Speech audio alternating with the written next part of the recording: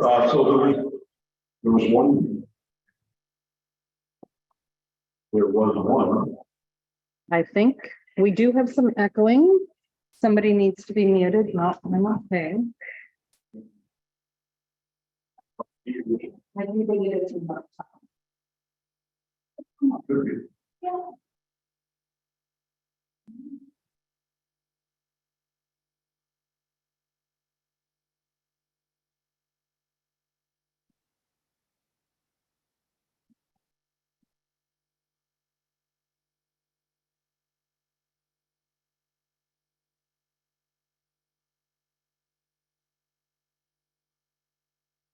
Thank you, Yolanda. So get back there. We were at item 3. There was one disclosure, and that'll be noted in the minutes.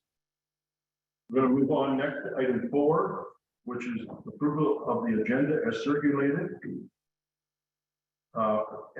Agenda of the regular council meeting session of Thursday, January 19, 2023. Be resolved that the agenda of the regular council session of Thursday, January 19, 2023 be approved as circulated. Mover and seconder. Moved by Councillor Booth, seconded by Councillor O'Neill. Any questions? Nothing to add, Yolanda? No, I do not believe there is, no. Okay, thank you. All in favor? Motion's carried. Next, we have the regular council session minutes of December 15, 2022. Be it resolved that the regular council session minutes of December 15, 2022 be approved. If I could have a mover and second for that. Moved by Deputy Mayor Stover and seconded by Councillor Ainsworth. Any discussion? Go ahead. Through you, Mayor Lobo. A couple things. One was there was an item there that the council was going to view the new fire truck. We haven't did that yet. I wonder if that's on the calendar anywhere. And the second would be the report from Public Works that they didn't purchase that new truck. So I'm wondering about the money allotted for that. Should it be like rescinded, or it's obvious that we probably don't need the truck that we haven't bought it yet? I just wondered where that goes. Go ahead. To you, the mayor. We can provide a report on that. I would imagine it's going to come up at budget time, but a report can come from Public Works for February 2nd meeting on those items. Okay, thanks. Just a technical thing. We should be really approving the minutes as they're presented, and then we'll ask if there's other business as a result of those minutes. Right. Okay. So first of all, we've had a mover and a seconder. All in favor of the minutes? That's carried. Is there any business arising from the previous minutes? Mary Catherine? Through you, Mayor Lobo, to Councillor Ainsworth. I did speak with Fire Chief Dawson. He's open and suggested that we might want to do it to see the fire truck. It is here in Grafton before or after one of our meetings, just to make it more convenient for the councillors. And asked a question about, and I guess this is to you, Deputy Clerk, what we need to do so that we don't get in trouble for having an unscheduled meeting. So perhaps it just would need to be part of that agenda, would it? Through you, Mayor. I can put it on a closed agenda. That way public is aware that you guys will be meeting, but that it will be a closed session and not open to the public. Thank you. Further comments regarding the previous minutes? Thank you. Next, we'll move on to the building planning department. And the first one is the Darrell Hall, CEO, MBEO, planning assistant, dated January 19, 2023, regarding the building permit summary dated of December 2022. Darrell, you're on there. Okay. I'm on. Happy New Year. Happy New Year. Dude, Anytime you're ready, go ahead. I don't know if you need a motion to accept the report. That's all first. No, we'll get, Do it after? We'll let you make your presentation and then we'll put it on the motion. Okay, And then we'll have, any debate between the council. okay, well, thank you. Through you, your mayor, and good afternoon, council. Yeah, this is my monthly summary report. Actually, this summarizes right up the full year of 2022. As you'll see, we had 176 building permits approved and issued in 2022. We carried 11 over, so that would means there was 11 more applications that were in the system. They either were approved and just weren't picked up yet or paid for, because we don't issue them until we receive money, or they're still on the desk in the approval period. It just goes on to break down, you know, the amounts we brought in for building permits and development charges.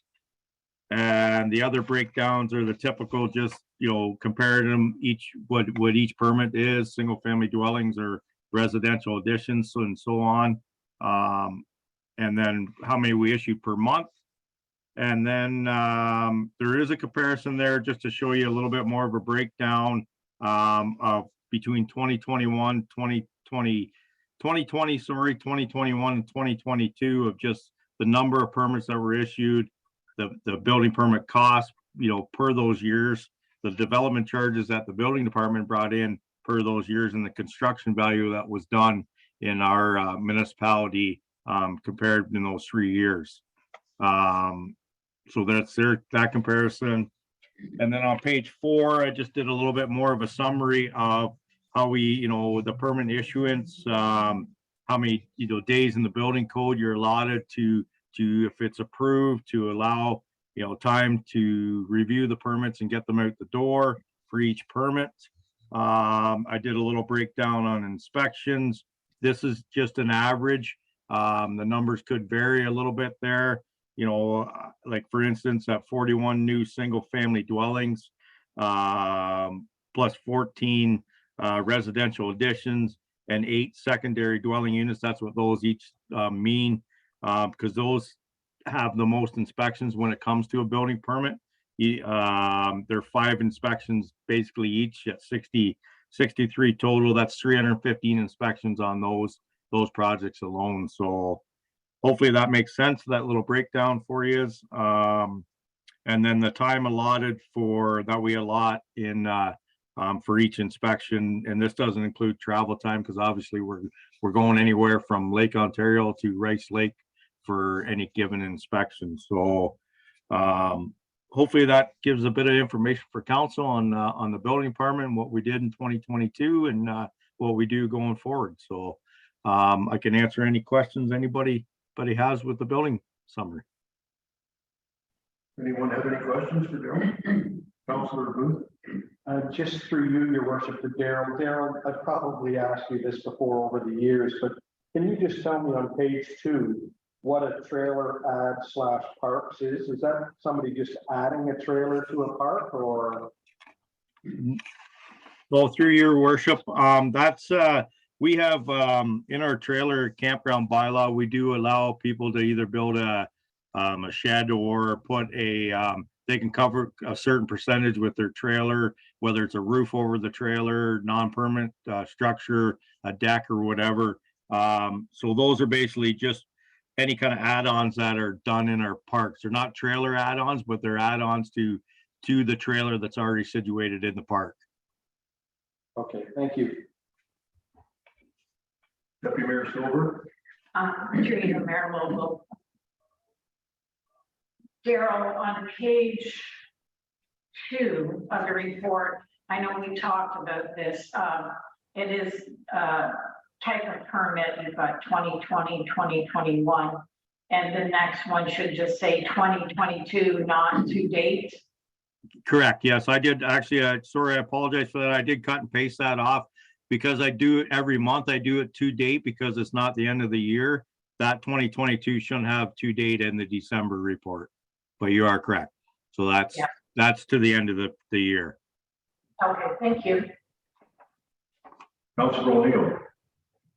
Thank you, Mayor Local. Two things to you, CDO Hall, the development charges were quite a bit lower this year, and I'm taking or understanding that's because of the decrease in single dwelling units. Is that basically sum it up? Some of it, but some of it could be that they could be newer lots created on. And the lot itself would have had the DCs paid at the time of building permit. If, in other years, they're lots that were developed on back, say, 20 years ago, the lot was created and there was only a certain amount of DCs paid on it. We update it to today's DCs. So it all depends on the individual lot that's created on. The year before, there was quite a few, for instance, it was quite a bit higher the last few years with development charges because of the Glens Antrim subdivision. And each one of those lots were subject to today's development charge or that date's development charge at the time of building. They weren't taking any development charges at subdivision creation time. So that's where the difference comes in. Yeah, just depending on the lot. Excellent. And one more, if I may. This is just information for my fellow council members. There is for heritage buildings, there's 60 days, and maybe you could clarify that for the rest of the council, please. CBO. Under the building code for time to issue a building permit or refuse it. Is that the part I'm getting? 60 days, yeah. The difference for heritage. Yeah, there is. I did put that down. I didn't put that down, I guess, because we do not get a lot of heritage projects for building permits in here. The ones I've listed are basically what we deal with on a daily basis per year, as far as permits go. But yeah, you are correct. I believe if you look in the building code, there is 60 days for heritage. That's because I can elaborate a little bit on that. That's because you do need to get the heritage involved and make sure you get their approval prior to either demolition of a heritage building or a renovation of a heritage building or a new build. I guess there is no new build in a heritage building, but demolition or reservation of them, you do need to have the heritage involved as well. Councilor Ainsworth. Hey, Daryl, we talked a little bit, be nice to let the rest of the council here know what we talked about Impact Canada and how they get notified and what their part in all these permits play and as a communication thing and revenue for the township. I wonder if you can explain that process a little bit for us. Sure. Through you, Mayor Logal. So Impact, obviously, they look after our tax base, or so to speak. I think.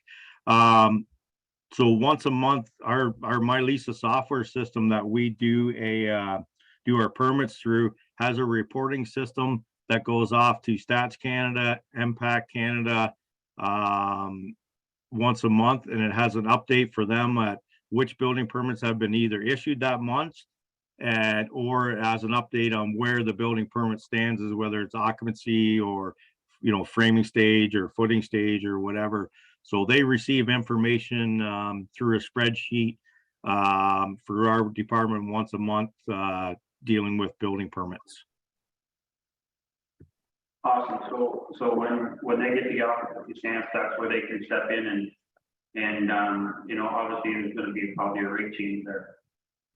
Yeah, they know what stage of this game at, so or the stage of the permits at. So if they get occupancy, that's when they make their site visit to the place as well. Yeah. Okay, thank you. Thank you, Daryl. Any further questions regarding this report? I'll read the motion. Be it resolved, the council of the township of Allen-McCullough receive and file the report from Daryl Hall, CEPO MBEO Planning Assistant, regarding the building permit summary for December 2022. 2023-01-19 building permit summary for December 2022. Mover and seconder. Moved by Deputy Mayor Silver, seconded by Councilor Booth. Any further questions? All in favor? The motion is carried. Next, we're going to 7.2, which is council report from Daryl Hall, CBO MBEO, planning assistant, dated January 19, 2023, regarding the bylaw enforcement summary for 2022. Daryl, you have the floor. Okay, well, thank you again, and through you, Mayor Logo. Yeah, as requested by council, I did a bylaw summary on the number of bylaws we received last year, and stated, where they're at, stated the type of bylaw, give some information on what enforcement has been done, what still needs to be done, and where the enforcement's going with it. So on the breakdown, I mean, I can answer any questions anybody has with respect to the bylaw, if they have any, if they have any questions. Councilor Ainsworth. As you, Mayor Lowell, Daryl, can you give me like a timeline, like per se, what, when the complaint comes in for resolution, until resolution? And then maybe, I know you can't give out too much info, but maybe at least where the bigger issues are. Yeah, sure. Through you, Mayor Worship. Each different kind of bylaw has different kind of timeline. There's no set timelines that we have for them. We try to get back to and do an investigation as quick as we can. I can tell you it has helped out since we have been able to bring help into the department to get this done. Most of the issues we had last year, as you can see, we're dealing with our short-term rentals, whether it's in the noise department or just a concern about a short-term rental being beside someone. Those are, I can tell you, those are still ongoing. We're working on those. We worked on them through the new bylaw created by council, the previous council, and we're trying to get them solved as best we can through that bylaw and the licensing through the clerk's department. Some of the other issues we deal with, property standards, those ones get investigated fairly reasonable time-wise. Again, now that we have help in the department, it's working out a lot better to get things done a little bit more efficient. Generally, on a property standards issue, if it's something we need to issue a violation or a notice or an order on, we give them about a 14 to anywhere from 14, 15 days, maybe even sometimes 30 days, depending on it, to try to get it resolved before we take further action. So I don't know if that answers your question, or if you want me to elaborate a little more. No, that's good, Daryl. Thanks, buddy. Any further questions or comments from council? Deputy Mayor Stover. Through you, Mayor Lobo. Daryl, can you elaborate here on short-term rental? The complaints that came in were 27, some are duplicates. I know you and I talked about that as well. That number would change, I believe, to 42. Would that be correct? Yeah, through you, Mayor Logo. Yeah, to elaborate on the duplicates, when I did a breakdown on the enforcement end of it, I had a little area in there that said 10 complaints received at one location and 12 complaints received at other locations, and then a few other ones there. That's what I meant by duplicates. So out of those 27 complaints, 10 of them came from the same location. So they're almost a duplicate complaint on that location. Some of them are dealing with the noise as well, which you'll see under the noise area. 13 noise complaints were short-term rental complaints as well. Whether it's, we put them under noise because that's what they specifically stated on the complaint form. It was dealing with the noise. The other complaints were just dealing with some different complaints on the location, whether they have a short-term rental there, whether they're permitted to have it or not. So that would, yeah, the short-term rental complaints, yeah, you can basically say there was probably 40 of them instead of 27, but I would label 13 of them as noise complaints. But the duplicates came from the other areas. Go ahead. To you, Mayor Lowell, just so I understand, I think we can sum up that there were 42 short-term rental complaints that came in, regardless if they came from the same house or not. Correct. Okay. Yeah. And were there any fines issued through the non-compliance? No fines issued, no, for short-term rentals, no. And just one last question, Mayor Vogel. The problem of short-term rental locations, have they had the licensing agreement packages sent out to them for 2023? To my knowledge, yes, that's done through the clerk's department. I talked to Yolanda, and I believe everybody has received a package. We can further counsel and give them a little bit more of a report next month if you'd like. We are, I think, sitting down for a meeting next week to see how many people have received packages and how many we've got in, and the steps we're taking to either license or non-license them. Further, yes, Councillor O'Neill. Thank you, Mayor Lobo. To you, CBO Hall, is there any first of all, thank you for this information. This is very, very useful and I appreciate it. Is there any comparative information from 2021, so pre this STR bylaw for comparison? I apologize. Sorry, my computer was breaking up there and I didn't hear the whole question. Sorry, first of all, again, thank you very much for this report. Is there a comparative from 2021, so pre the STR bylaw? Certainly can go back and provide a comparative for council next month if that's what they wish, for sure. We have that in our system on the complaints that were received in 2021 as well. Okay. Just one other, I know that you, Mayor Logo, have made note that it's important that residents use the complaints and compliments form and you directed them to it, but I think we need to continue that because it's clearly that's the system that we want so we can track these accurately. Very good point. Thank you for reminding me, and we'll continue to promote that through council as well as staff. Councilor Booth. Through you, your worship, to Daryl. Daryl, just a quick question. I know last year we sent out packages, licensing packages. Do we know, or do we have a rough estimate of how many STRs have registered or are licensed right now? That's so I would almost have to provide that over to the clerk's department because they do come back to the clerk's department. The clerk's department sends out the license package and they get the packages back. Again, we are meeting next week with Yolanda, I believe Troy, Pat, and myself are going to meet and see how many packages we've received back and how we're moving forward. So we certainly could probably provide some more information for you at next council report. Yeah, that's perfect. Okay, thank you.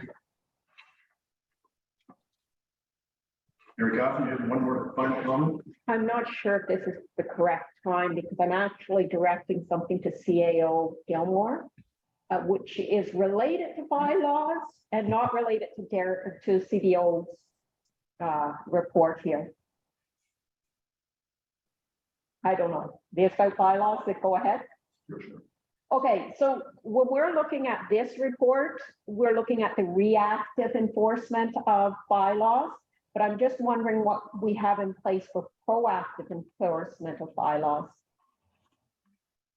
To you, Mayor. Well, we proactive. Daryl obviously has help, and that is working quite effectively. He does have other ideas, so it's probably best that we just do a full report instead of getting into a lengthy conversation. Staff will draft a report on what we do to be proactive to ensure these bylaws are met. I appreciate that. Thank you. Okay, I have a couple questions or comments, Daryl. First of all, 7.1 and 7.2, I'm going to combine them and say, I really appreciate the effort put into getting this report. There's much more data than some of your other reports, and I think that council will all find that very helpful. That was my comment. My Thank you. question, and it's more to do with, I know I've heard a little bit about the SBRs and that type of thing, but the noise bylaw in general refers to music, I believe, and other disturbances, but it doesn't really give a time limit. And I'm asking if there should be some time considerations given to that. And the other question that I have is regarding the animal control bylaw. I know we've gone to a different person that handles, or pardon me, a company that handles the bylaw enforcement for that. And I'm just wondering if our bylaw should be updated to show that. And basically, I'm going from I think it was called the Northumberland, I can't even remember. The Baltimore area was helping with. Yeah, it was through your mayor, it was the Shelter of Hope, and now it's gone to Northumberland Humane Society. So yeah, we can certainly make a note and have that, we'll have Pat update or Yolanda update that bylaw for wording. Now, going to the noise one, I did do a report for council last year to bring the noise bylaw back to the table, and we did revamp some and had some timelines in there. There were some concerns brought forth by some citizens, I believe, with those. And we took the timelines back out as far as music and different stuff went. We did add a bit new wording, but if it's something this council wishes, we can certainly bring that report back to the table again. Deputy Mayor Stover. Just through you, Mayor Lobo, dealing with the noise bylaw and dealing with complaints, I think it's a common sense thing, and I can't really think that you would put a timeline on when noise is going to be an issue. The minute a noise starts affecting your neighbor, then that's when you've got an issue. So I mean, I wouldn't suggest that we put a timeline on when a person can make excessive noise. The only thing is maybe to say excessive noise somewhere in the bylaw, but I can't say as you could put a timeline on when you could do that. That would be my suggestion there. I think there are some restrictions, and maybe that's what you're talking about, excessive equipment. Major pieces of equipment can't start up before 7 o'clock in the morning, and that's the one that comes to mind. Lawnmowers starting up at 4 o'clock in the morning. I guess, but that's what you're saying is common sense too. But at least it is for me. Okay. Any other further comments on 7.2? Go ahead, Councilor Ainsworth. To you, Mayor Lowell. So Daryl, I forgot to thank you today about the sign in front of the church on the number 2 here. It's been an issue for residents for some time now, and I knocked on a few doors today, and they're quite happy with that, with the resolution to that bright sign.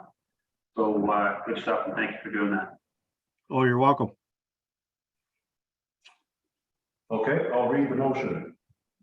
Be resolved, the Council of the Township of Allen-McCullum receive and file the report from Daryl Hall, CBO MEOB, regarding the bylaw enforcement summary for 2022. Did I have a mover and a seconder? Sorry, through you, Mayor Logo. With some of these suggested changes or suggested reports coming forward, did you want to also include that in the motion as a direction to staff to prepare the reports coming forward? Probably should, yes. Thank you. Have you kept a record? Have I kept track? I have. Okay. Well, maybe we should just read them off so we know. Okay, so and further that council directs staff to prepare a report for the short-term rentals with a comparative from 2021 And also to prepare a report with regard to the proactive enforcement of bylaws and to be brought forward at the next regular council meeting. Thank you, Yolanda. Mhm. So I've read the motion and it has been amended by Yolanda, but I'm still take a move in a second. Moved by Deputy Mayor Stover, seconded by Councilor Ainsworth. Further discussion? All in favor? Motion carried. We still have another report from Darrell. This one is regarding refreshment vehicle license. And Darrell, go ahead. Yeah, thank you. Through you, your mayor. For council's knowledge, we do license refreshment vehicles per year through our bylaw. So when I speak of refreshment vehicles, I mean like a chip truck or like a takeout chip truck on the side. I guess chip truck is the best way to say it, on the side of the road. Now, these are ones that are located on properties and stay there year round. So this one, the first one is a chip truck that has been on the property for a couple years, is permitted there, does receive a license every year, but they need to do a renewal per year. So in order to do that renewal, they need to bring their application back and submit all their information and all their approvals, which they have done. And the last part of the approval is just council's approval for that refreshment vehicle. The second one is a refreshment vehicle going on the same property. They are gonna lease out a little section, I guess, for the owners that are for a different vehicle to have different kind of food run by some different than the owners of the property. Again, they have met all their conditions. They brought all their approvals forward, but this is one for a new chip truck application. So it's the last approval it requires is council's approval as well through the bylaw. So we're just looking for approval from council on those. Thank you, Darrell. Go ahead, Councilor O'Neill. Through you, Mayor Lobo. In the application process, is there any reference to parking? Yes, I believe there is, but there's more reference to sight lines and making sure they're not interfering with traffic flow than the parking.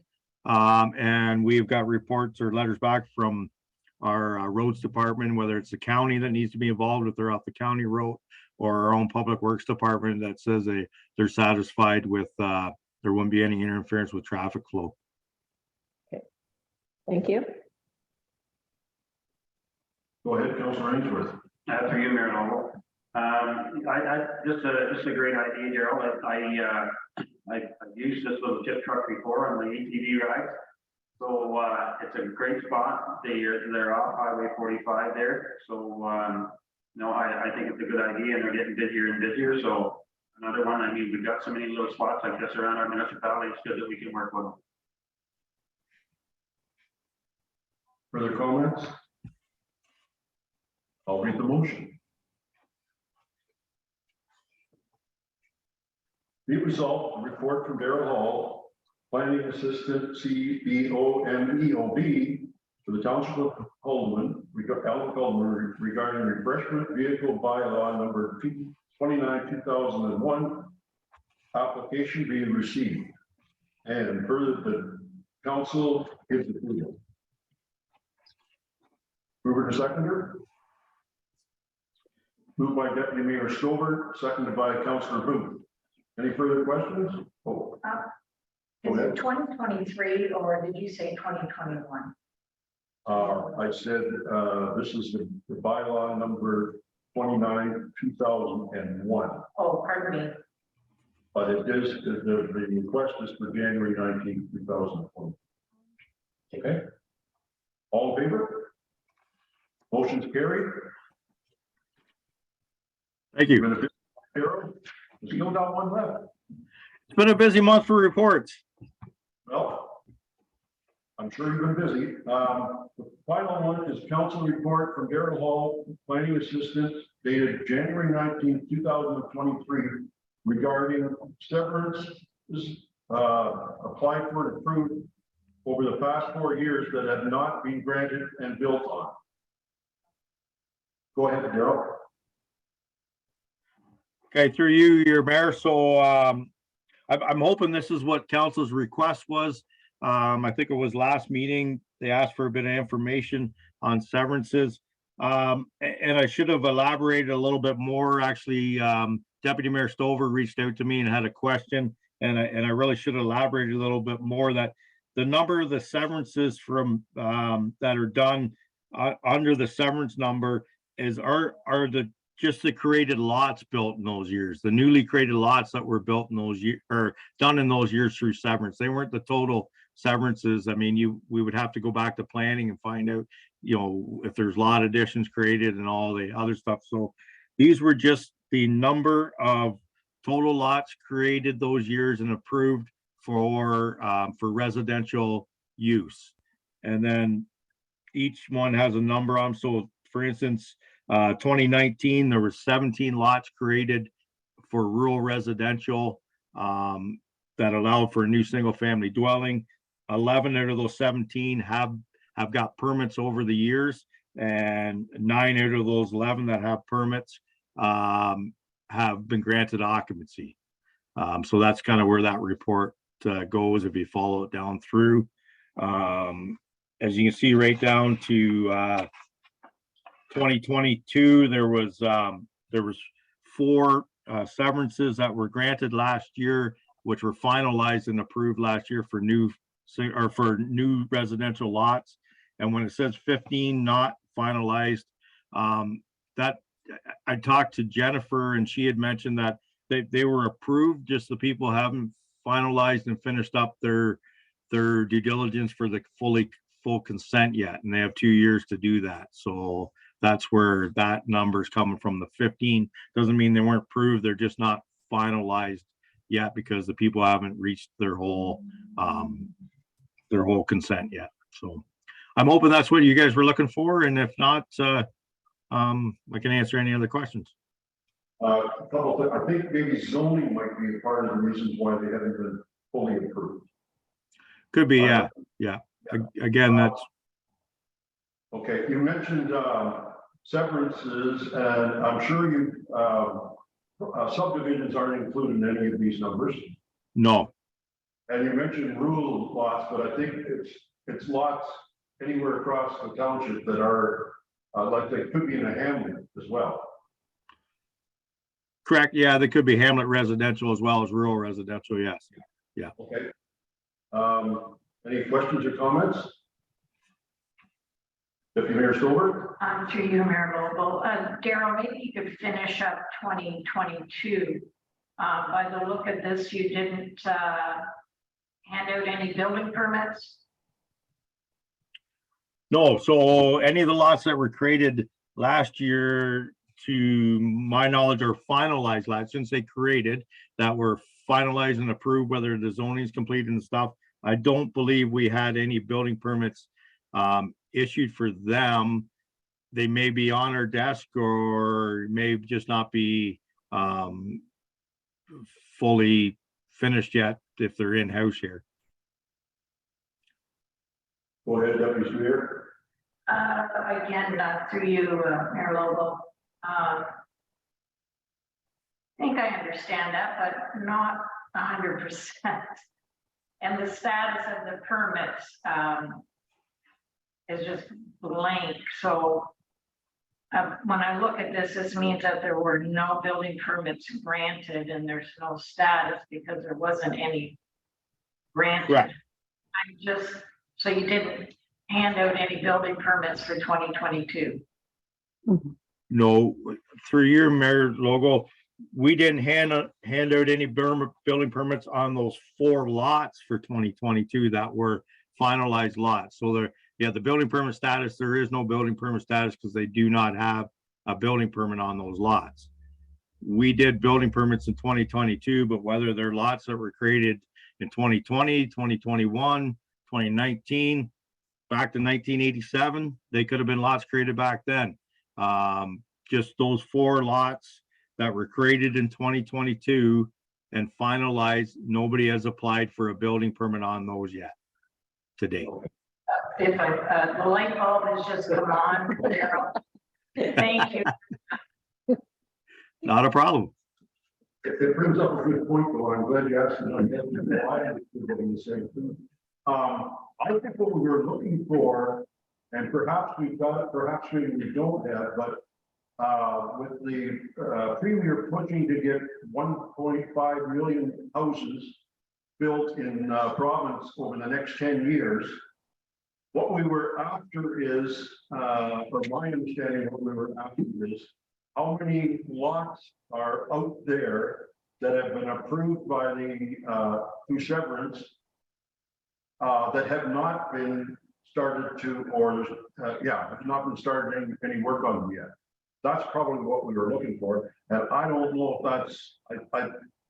I'm going to say I think it's possible. I'm not sure how much work it is, and the only reason I say I think it's possible because I'm going by memory, but I think that our neighboring township had about 500 lots in that that could be described that way. Okay, sorry, you're Mary. Yeah, this is information that actually I did rely on Jennifer to provide me with some of this information. And again, we're under the assumption it was just the last 4 years for residential lots that were created, and then how many were granted a building permit on those residential lots, whether it's hamlet or rural or whatever else. There was, I mean, there was lots of other building permits granted on other lots. They could have been an agricultural lot or a rural lot, but they weren't lots that were created. They were lots that were there, right? So we can, I guess, certainly elaborate a little bit more on this report if that's what council's wish is. But we'd have to bring back to the planning department and dig up some information on that. Okay, I would suggest that it's something I've been looking for years and they haven't done it yet, but I don't know if I've ever officially made such a request, but if you could plan to look at that over the next couple of months and give us some information, I think we could get a better idea of how we're going to build our whatever percentage of those houses that we have to build to meet the premier's goals. So if I can ask, is that you want to know how many empty lots are out there that have been created over the time that Alnwick Haldeman's been in existence and haven't been built on? Is that kind of, am I getting the right idea or? Yeah, and I'm not, yeah, I would say 10 years and we could stop at that. If that's possible. How many lots out there created? How many lots that have been created that still do not have a building permit in the last 10 years? Okay. We will do some research and do a report. Thank you. Councilor O'Neill. To you, Mayor Logal, should this be coming forward at the planning meeting rather than here, and perhaps through our planner rather than through our building official? I would say, yeah. I would say you're absolutely right. I'm not sure how we got dragged into this, Daryl. We wear many hats. Okay, so how do we go about that, Yolanda? Maybe, sorry, through you, Mayor. Maybe through part of the motion, you could put a direction in there for staff to prepare a report, and you can specify the senior planner to prepare a report coming forward at the next planning meeting with your request. Okay. I would suggest that probably our next planning meeting is next week. Oh, okay. So maybe the one following that. Yeah, I would say for the February meeting, if possible. Okay. Everybody happy with that? Yes. Okay. So do we need so we need two resolutions then? We need a resolution to approve this one as well. We can probably include it in the motion, considering the motion is not on the floor yet. Okay. So if you wanted to amend it, you can. Okay. All right, so I'll read it with the understanding it's going to be amended to give that request to the planning department. So I'll read the motion. Be resolved that the council of the township of Allen Calderman receive and file the report from Darrell Hall, CBO, ME, MDBPO, regarding the number of severances over the last 4 years that have been granted and built on. I have a mover and a second for that. Moved by Deputy Mayor Stover, seconded by Councilor Ainsworth. All in favor? Motion is carried. Thank you, Darrell. Thank you, council. And if council would permit me, there was something in item 6 that I meant to bring to council's attention and staff attention, but I missed it in my notes. So I'd like to go back to 6 only. And that is the business arising from minutes. Or no, actually, it should probably go to 5. The minutes, approval of the minutes. Back on when that meeting was held, I believe I said that, or I should have said that the council of Northumberland had given directions for the staff to work towards a 5% goal for the budget. And the way I read it, it was almost that the 5% was approved by the council. And it's a little bit misleading, so you see that? Through you, Mayor. So at the regular council meeting on December 15th, it was noted under announcements and notice of motions, item number 13, where Mayor Local advised that former county council approved the tax increase for the county portion at 5% for 2023. The staff is currently aiming for a 4.8% increase. Is that the information that you were referring to? Yes, it is.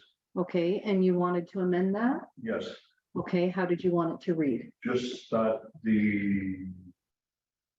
that was a recommended figure from the from the previous council and not approved by the council. Okay. Thank you. Thank you. Memorable. Yes. Pretty memorable. I also missed clarifying something on the December 15th meeting minutes. We're there now. Why don't you bring it to our attention? Thank you.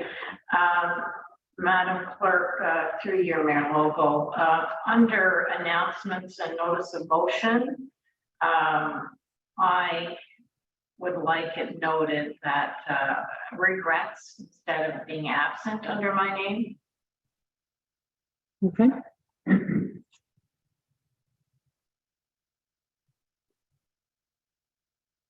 And also under R-437-2022, I excuse myself from the meeting because of a scheduled point.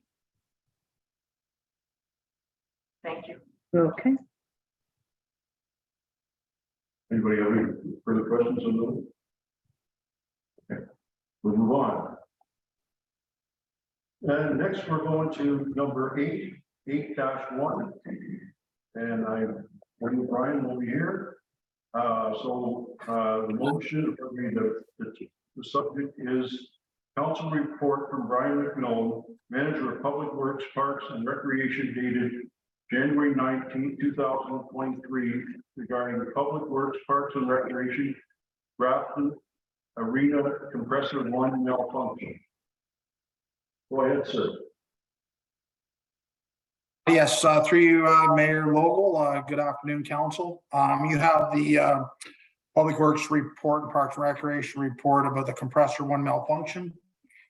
You have the report in front of you and the recommendation. I'm sure you've all read it, and I'm free to answer any questions you may have with this report. Any questions from council? Councilor Booth. Yes, through you, your worship, to Brian. Brian, just two questions.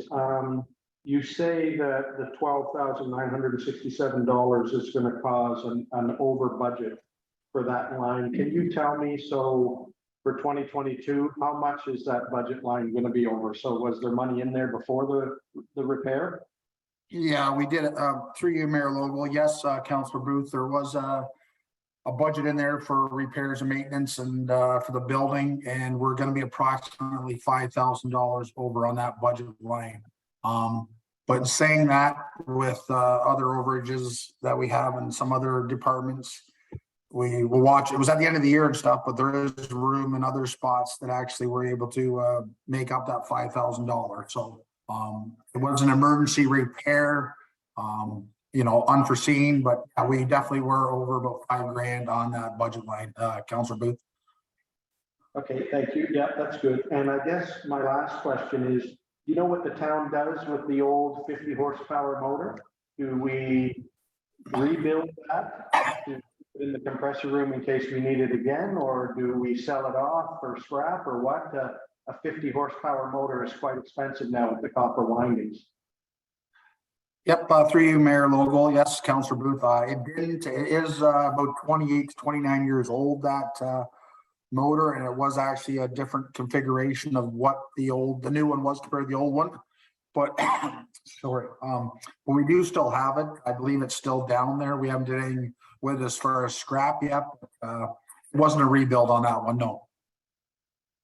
Okay, I just want to make sure, because I know dealing with Simcoe before, they would be more than willing to take that off your hands. And of course, they want to do it for nothing. And I would advise that we look into trying to get something for that, and we just don't give it to them to get it out of the room. That's all. Okay, thank you. No, yeah, for sure. Like that, the arena, and even different things with the public works or stuff that we send out that we get rebuilt and get a credit on as well. So we will, as far as staff, look at stuff like that to make sure we save as much money as possible. Okay, thank you. Thanks. Councilor Ainsworth?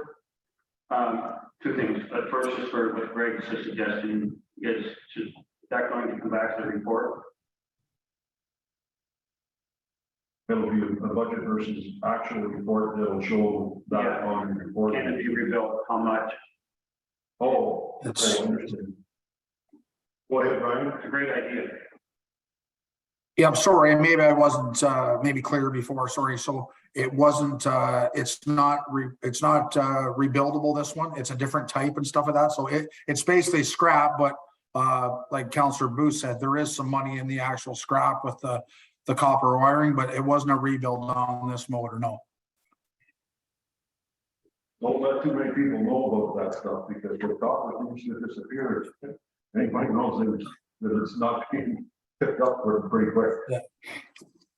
That answer your question, sorry, Mike?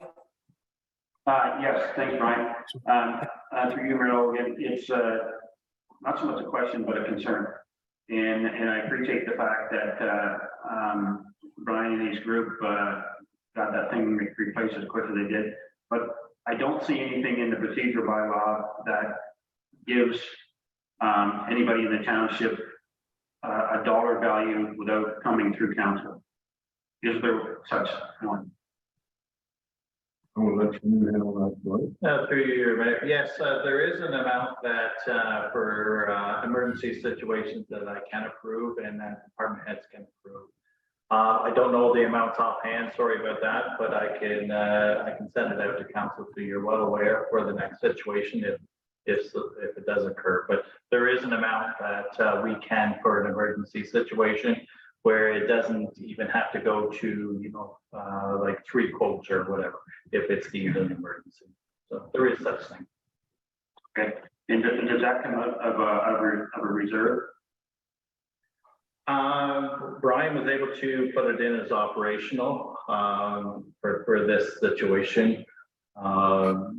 Other situations we have been able to take it out of reserve, but Brian was able to do it in his operations, and then he's able to save that, be under budget on a few other accounts to sort of make up for it. So the bottom line should be, good. Okay. The bottom line is we'd be within budget. Okay. Deputy Mayor Stover. Yes, through you, Mayor Local. Brian, I just have a bit of a question here with if compressor 2, which is smaller, was to fail. What is the dollar amount on that compressor 2? Through you, Mayor Lobo, I believe you're asking what the cost of the other compressor two would be. Is that correct? Replacement costs. Again, the motor itself would probably be similar to what, it might be a little bit cheaper because it's a smaller motor, but I would think it'd probably be in the range of $7,000 to $10,000 as well. An estimate. But the whole compressor is probably not a fair question, that's not what you're asking. Well, I just see Brian draws attention to if compressor 2 was to fail. So compressor 1 has been replaced at a cost of, No, whoa, the motor. compressor. oh, the That's right. motors, oh, Yeah. okay. And the next question I have is, your wording as calling it an emergency. Yeah. I'm just wondering if that is the wording that you should use. Go ahead, Brian. Yes, it was an emergency. I classified it as emergency, and so did the arena foreman, that if we didn't do that night, and the smaller one that's not, the 50 horsepower is the main one that's run. And if we put it on the 30 horsepower compressor and it would fail, then the temperature of the rink, the floor would go down, we lose the ice, and we have to rebuild all the ice in that again and lose the rental. So that's kind of what it meant as far as the revenue loss. So that's how I classify as emergency. I hear you, Brian, but I just, when I hear that word emergency, I don't put it towards ice rental and the repair on ice. The other thing is, this was, I guess maybe this is to you, Mr. CAO. This happened, this malfunction happened on December 9th. Could this be an instance where a notification to council would be in order? Through your mayor. Yes, I do believe we could have maybe communicated it a little bit better, and we will for future, for sure. Thanks so much. Thanks, Brian. Thank you. Okay, so any further questions on the compressor repair? I'll read the motion. Be resolved that council of the township of Ballincollig receive and file the manager of public works, parks and recreation report on compressor 1 malfunction, recreation and cultural department. Mover and seconder, please. Moved by Councilor Booth, second Councilor Haywood. Further questions? All in favor? Motion's carried. Moving on to 8.2, council report from Brian McMillan, Manager of Public Works, Parks and Recreation, dated January 19, 2023, regarding the Parks and Works, Public Works, Parks and Recreation Department update. Sir, you have the floor. Okay, yes, through you again, Mayor Logal, council, you have the Public Works and Park Recreation Department update in front of you. Again, this report just highlights activities in the department and future projects. Again, I know you've read it. I'll be glad to answer any questions out of this report. Questions, comments? Deputy Over. Yes, through you, Mayor Lobo. Brian, I noticed, I know we all lived through the storm of 2022 Christmas weekend. And thank you again for being there for us and keeping us safe. I guess it kind of goes back to you, Mr. CAO. Is this a situation where we need to look at what worked and what didn't work, and do we need to do something different should we be placed in that situation again? I just think we need to look at that whole thing, because actually what happened that weekend, plus the train derailment, I mean, I don't know, I guess we could have more disasters happening, but that was pretty significant. And I just want to make sure that we have the proper chain of events, or a proper chain to put in place. So we're ready and willing to get going. Through you, Mayor. I have been speaking with our fire chief, who is also our CEMC. He will be providing a full report on our February 2nd council meeting. So I'll make sure that some of those items are included in his report where we going to, you know, the success, and I won't say failures, but some of the things we should have, you know, we may need to look at for future. So I'll make sure that's all provided in his report. Oh, thanks so much. Just a quick comment on that. We had a special part of the budget meeting for the county yesterday, included a special portion that dealt with the storm. And county in general recognized how well our people responded to not only the staff and the people who do respectfully, but people, everyday people helping everyone else. So they were really congratulated. Fire was congratulated, and paramedics. There was, and I'm going to be quite blunt about it, the warden did make a point of bringing up the fact that with all the problems we had, the police weren't able to handle it. And by that, I mean, there was roads closed, where people were going around the roads. An awful lot of the people that would expect police services found that they were on the 401 and weren't able to help out with the smaller spell. So I thought it was a good point that she brought up. We'll just pull that in for your information. Deputy Mayor Smith. Through you, Mayor Vogel. I hear you. But there is common sense. So if somebody's seen a road closure sign and disregarded it, it would be on them. And I mean, everybody was doing what they could. So we had a road closure sign down here. To put an OPP or maybe an auxiliary officer could be at the station, stopping people from going on past the sign. I mean, you can't plan for everything, and common sense really needs to play a role in this as well. That's just my 2 cents worth. Thank you. I don't necessarily agree with, but thank you.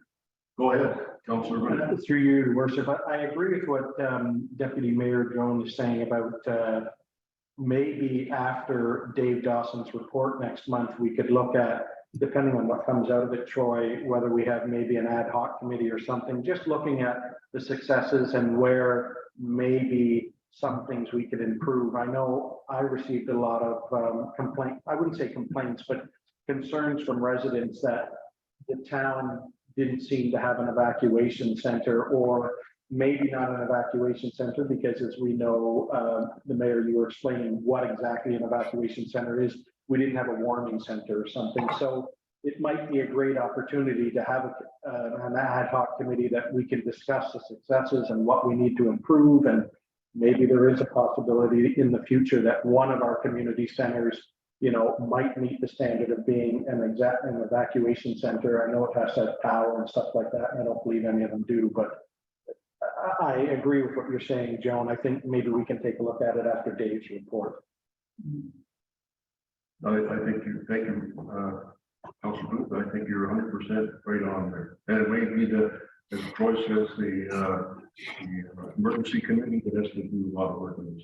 Well, Through you, Mayor, and Councilor Booth, yes, I think that the report, and when you hear from our fire chief, he'll be able to answer a lot of your questions, because I was in constant contact with the chief throughout this entire event, and we did discuss the warming centers and stuff, but I'll let the fire chief / CEMC explain the reasoning and stuff in the report, and I'm quite confident he'll answer all your questions. thank you, Troy. Go ahead, Councilor Ainsworth. To you, Mayor Vogel. Brian, I wonder if you can, like, maybe elaborate on some of those on the background page. So, for instance, the completed service request for residents. Like, I wonder, and that's just kind of an example. And I was really hoping that you had culverts in there and how many you cleaned. But it's because I know that's an issue throughout the township. And the other thing, and I would offer my own help for this one here, is like, you got a beautiful shop out there now for all your equipment. I wonder if this would be a good time if you're familiar with 5F. So basically, you know, sorting out all the old stuff, setting up all your tools properly, giving everything in place, a new home, and just a good organizational skill. And so when people walk in and they see the new building and everything set up, and it's just like, you know, kind of got the wow factor. Go ahead, Brian. Yes, through you, Mayor Logal. I kind of was a bit scrambled there hearing your Councilor Ainsworth, but I believe you're just saying about the new shop and making sure, trying to get the new shop up and parts and culverts and everything is organized as best as possible to get at, and making it look good and easy to access stuff to get out and efficiently. Is that what you were kind of saying? Well, yes, that's part of it. And so 5S comes out of lean management, and it's basically red taking all the stuff that you don't use, you don't need anymore. And it's basically having a spot for all your tools, and they go back in the same place all the time.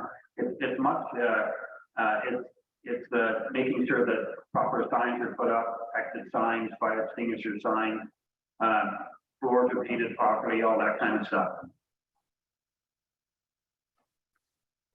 Go ahead, Brian. Sorry.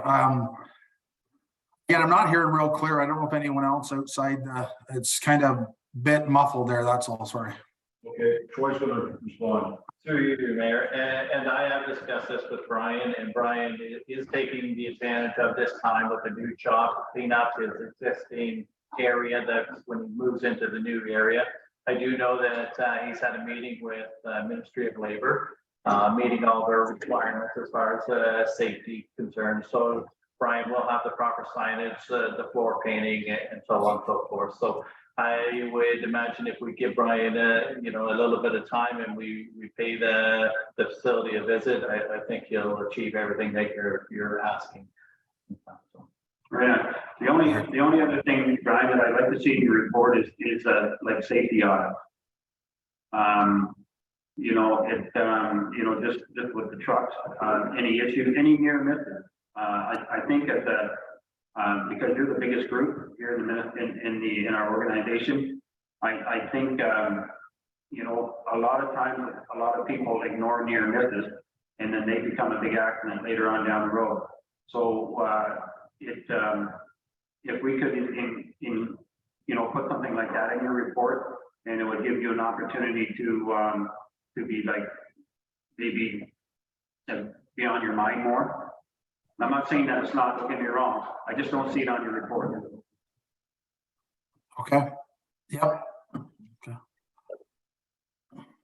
go ahead. No, did Brian hear that? I'm sorry. I something about I heard a safety auditors. I caught that little. Through you, Mayor. Yes, I'll work with Brian on getting a little more information on the report. We'll get a section in there even from the mechanic or whatever in some of the safety stuff. So I'll work with Brian to get a little more information that council's requiring. Go ahead, Councilor Wood. And through you, your worship, also to Brian or maybe to Troy, since he can hear, a good point that Councilor Ainsworth brought up. And if we're talking about maybe just adding a little bit more beef to the report, when you talk about the completed service requests, could we know how many service requests were put in and the general nature hereof, right? So I know Councilor Ainsworth mentioned the culvert for that, but if we can have an idea if there was 5 requests in the month and how many were looked after and maybe how many are outstanding or something, just to add a little bit more instead of to just put a line that says completed them, because that could be 1 or it could be 50. Troy, you have a comment? Yeah, well, just in case Brian cannot hear, through you, your Mayor. Yes, again, I'll work with Brian. He does have mesh software, which is a work order where you can pull reports quite easily off of. So I'll work with Brian and make sure he provides the adequate information. Thank you. Yes. Deputy Mayor? Through you, Mayor Local. Brian, have you got a date for the opening of this building? Well, Or I should say the grand opening. I was gonna say the Gallo affair. Yes, through you, Mayor Lowell, and yes, Deputy Mayor, I don't have a date. I wanted to do it. I thought it'd be nice when the second layer of paving's done, but that wouldn't be till May or June. So if you want it ahead of that, then I'd probably schedule it for in April when the weather was at least mid-April or something, the weather's a bit better. I don't know what the rest of council or the CEO thinks, but I can, the only thing that will be not completed basically as far as aesthetically looking is the second layer of asphalt as far as in probably 2 to 4 weeks. Everything else, all the little ends here will be completed and stuff. So, whenever council wants me to have it either prior to the second layer of asphalt, that's fine too. I don't have no preference, I guess, so. I just like to comment on that, Brian. I think and you weren't around, but when we opened up the Rosemead emergency facility, we did it in probably June, I believe. No, I think it was actually the end of part of May. And we invited the public. We made it a big do, and that's what we want to do again this time. So and we don't want to be there until we're have the place shiny and spanking and looking good. So Sounds good. yeah. Yeah, that through you, Mayor Lovell and Deputy Mayor Stover, that would be my preference, I guess. I should have said there wasn't, but there is some sloping we did with some asphalt into the doors and stuff like that to get the trucks in and out. So there is, it would be nicer if the asphalt was brought up all to grade, all the doors and stuff like that. So that would be better. Plan for May or June. Councillor O'Neill. Oh, just throwing a spanner in here. It is local government week in October. I don't know if there'd be any interest in waiting that far out, but it might be a nice tie into that event. We'll find something else for that. Okay, we're gonna move along because we've got an awful lot to go, and I do have one thing though, Brian. I was signing some checks this morning, and I think I've seen at least 2 or maybe 3, and we're like $15,000, $12,000 to $15,000 more expense than we would normally find. I think, and I'm going to say that that's a lot to do with December 24th. And I think that when you're preparing your budget, we need to consider climate change and some of the storms that we could have, and we put some money away from there. But I'd also like to see exactly how much this particular event cost, and probably the fire department should be involved in that too, Troy. Go ahead, through you, Mayor. I think Brian has to say something first. Yep, through your Mayor Logal, and yes, those costs are being some of the final invoices from some of our external contractors just come in and were just signed into the invoicing system there this week. And I know the CEO got a thing through municipal affairs, I believe it was, asking what it costs municipalities above normal operations of the storm. So, overtime, external contractors. So that stuff will be coming back to the CEO and the council. Thank you. Go ahead, Troy. Yeah, and I'll just touch on that through you, Mayor. I'm not sure if anything is going to come out of that. I'll make sure that's noted. However, I am providing municipal housing affairs all the extra costs that the township occurred through this event in both fire and public works. So, yeah, and then I'll just keep council updated if there's going to be anything further, if we can get some funding or financial assistance. Good. Yes, sir. Just one thing so with one of my questions you've already answered, I wanted to bring it up. So it's like the no financial impact. So obviously there was, and maybe we could get a report on the next time on that. Are you talking about the, Yes, well, and it says no financial? which is no final impact or financial impact. Okay. So just at the end there. So, Are we talking about B2? yeah, so where it's like where it comes down here, like some consultation and the actions and final impact none. Or sorry, financial impact was none, but obviously there was, so I just say that we could maybe get that filled in next week. Particularly going to eight, yeah, you're talking A3. We're on, I've got some eight. Going to page 43. Yeah, 43, page 43. No. I do see where it mentions financial update on 8.3, but not on 8.2. 8.2 is the report that we're dealing with now, and that's regarding the Public Works, Park and Recreational Department update. Am I correct? Score 40, score 43, page 43 of the agenda. Yeah, through Yeah. you, Mayor. Yeah, and I understand what Councilor Ansel is saying. In Brian's report, he has all his monthly report, and then it does say financial impact none. And there is a financial impact from the storm. And Brian will be providing those numbers to council because I need those numbers to get the municipalities. So I'll make sure that Brian provides a breakdown of the storm and cost. I have to, like I said, I have to have it anyway, so council will see it and then I'll send it on. Thank you. Okay. I'll read the motion. Be resolved that the Council of the Township of Allen Calhoun receive and file the Manager of Public Works and Recreational Department update report on Public Works and Park, Recreation and Cultural Department. I have a mover and seconder. We've got Deputy Mayor Stover, seconded by Councilor O'Neill. Further all in favor? Carried.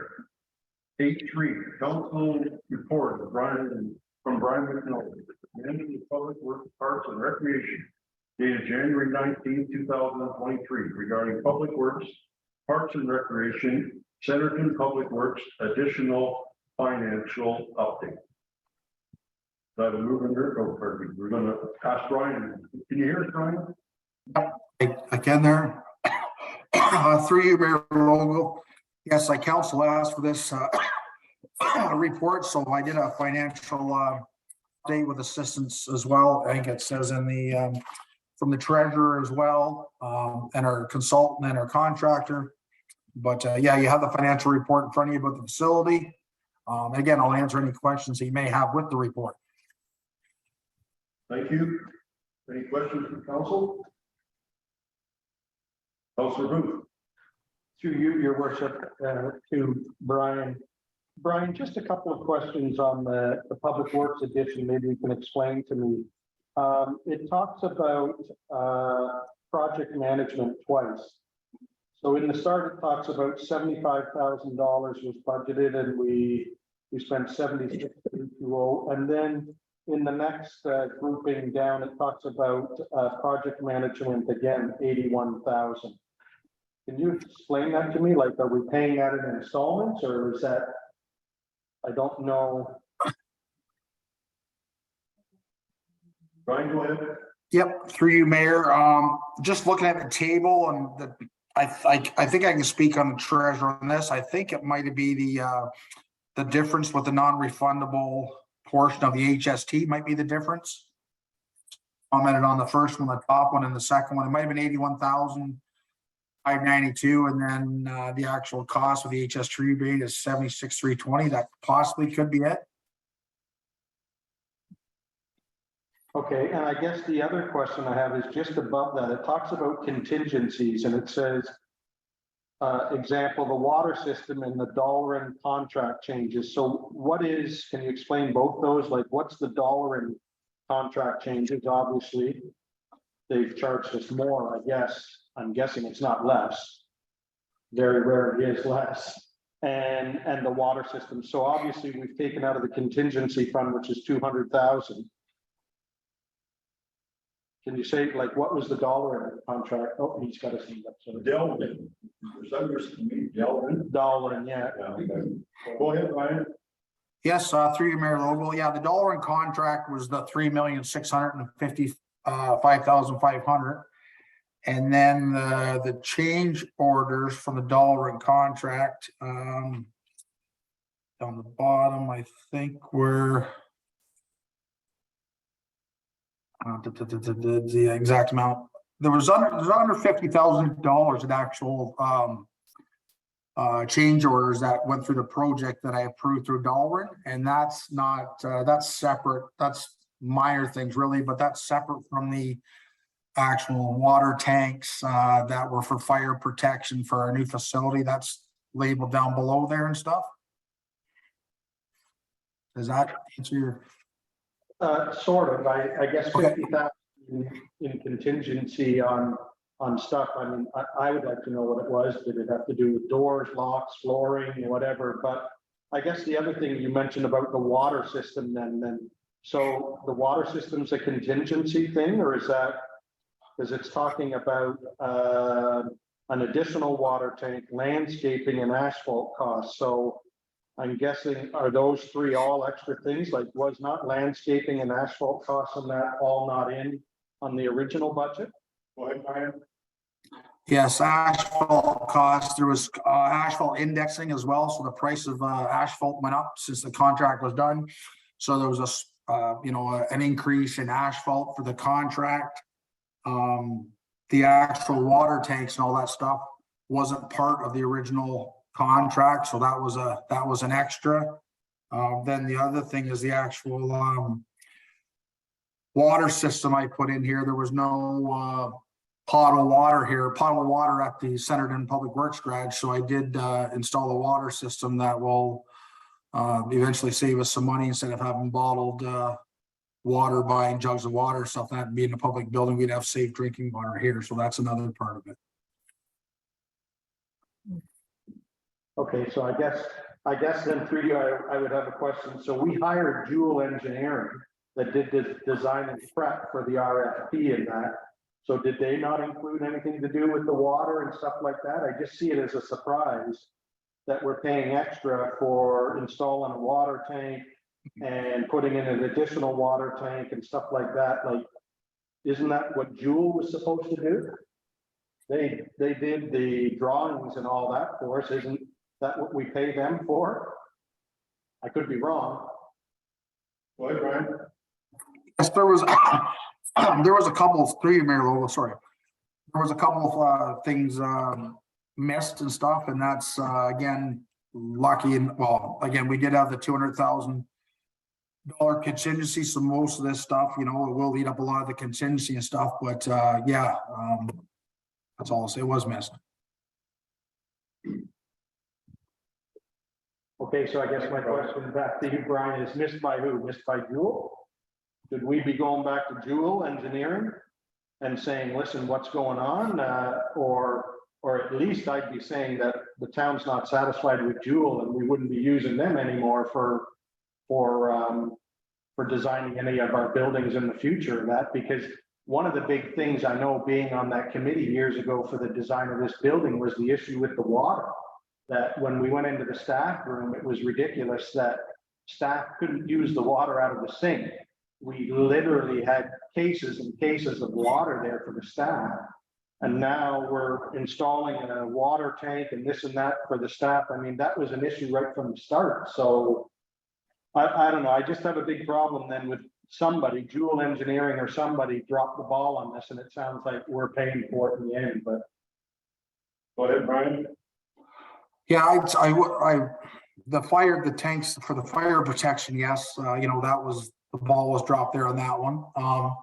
As far as the water system for the potable water here at the shop, I guess that was always my plan. It wasn't actually, as far as the building upgrade, but I did always plan on using that. Again, that cost is, I think, somewhere around the $7,000 to $10,000, but that was always going to come out of our contingency for the potable water for the system and stuff. But I wouldn't say that was dropped by or if anything, would drop the ball. I guess it was me as staff as far as the water not reporting it to council that I was gonna do that, but yeah.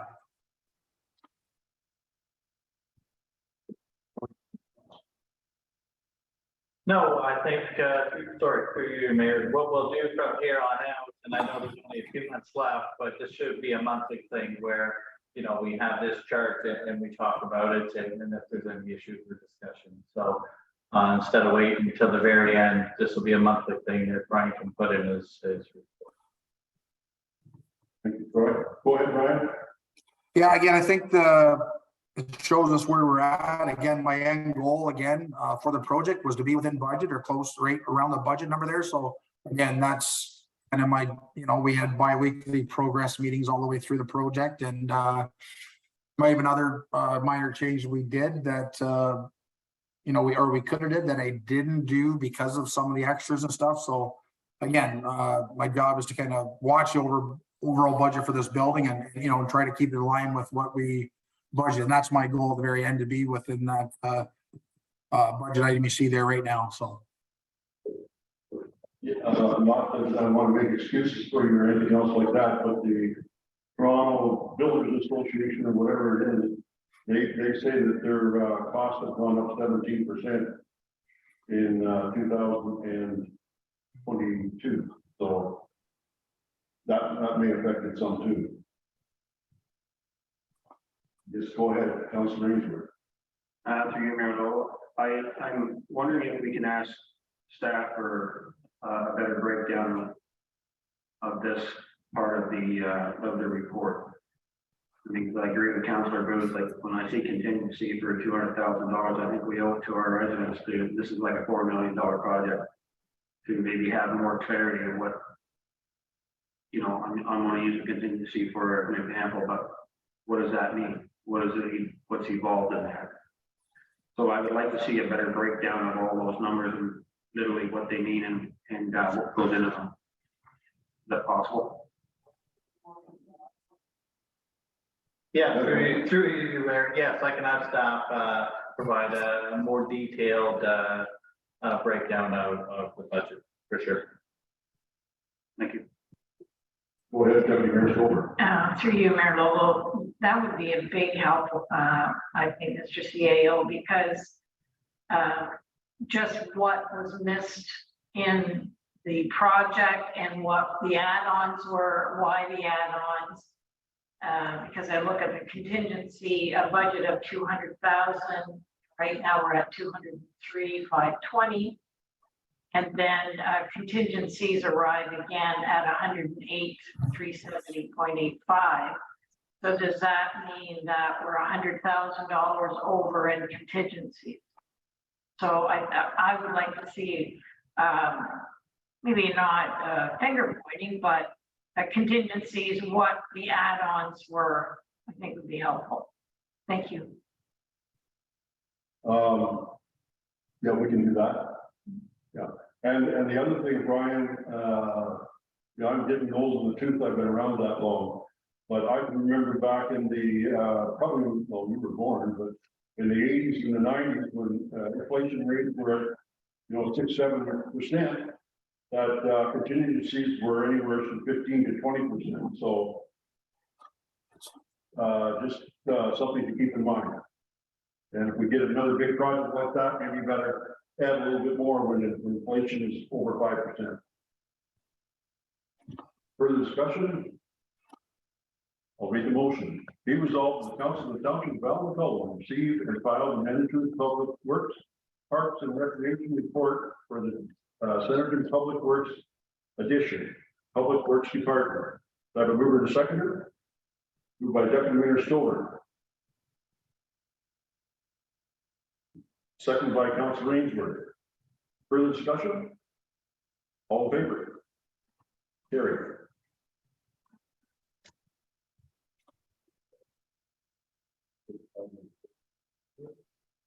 Want to take a 10-minute break? We're going to take a 10-minute break. Yolanda, what do we have to do that? We need to recess for, I'm sorry, through you, Mayor. We need to recess for a certain amount of time, have a mover and seconder on that. I'm gonna take a 10-minute break. Moved by Councilor O'Neill, seconded by Deputy Mayor Stover. All in favor? Motion is carried. We'll see you back at 2:14.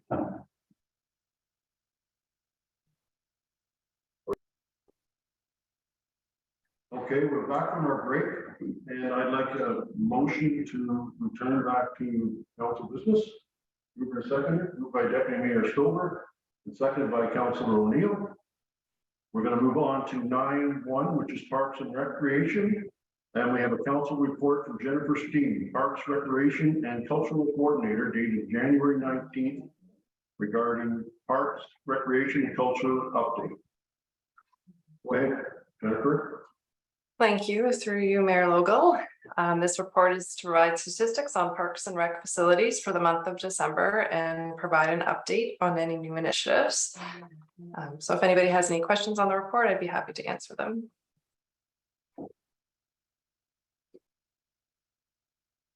Okay, questions, comments? Go ahead, Councilor Booth. Through you, your worship. Thank you, Jennifer, for the report, especially the more detailed information about the arena. I guess looking at the arena, that means, if I'm reading it right, weeknights from 4 p.m. to 11, that means we've roughly got 9.5 hours that we haven't rented in prime time. Is that correct? Right, so there's 35 available hours total of prime time. And 25.5 of those 35 are rented. Okay. And I guess the big shock is the weekend one where we have 105 hours, but we're only renting for 35. So we're only, that's like 30%. Correct. Through you, Mayor Local. So Saturdays are definitely an area we could improve our rental numbers. We don't currently have staff on a Saturday unless there is a rental. We have tournaments that are scheduled for Saturdays. And outside of that, we don't have any regular user groups or regularly scheduled programming that happens on a Saturday at the arena. So like I said, that's an area we could improve and really look to target some rental income to come in that day of the week. Okay, and just a thank you too. I did have a few residents actually talk to me that they were very pleased with the recreation guide that you put out in January, that shows the programming with yoga and line dancing and even the coffee in the chat and that. So they were very pleased with that. So thank you. That's nice to hear. Thank you. Deputy Mayor. To you, Mayor Logal, to Jennifer. I know Jennifer and I had a conversation about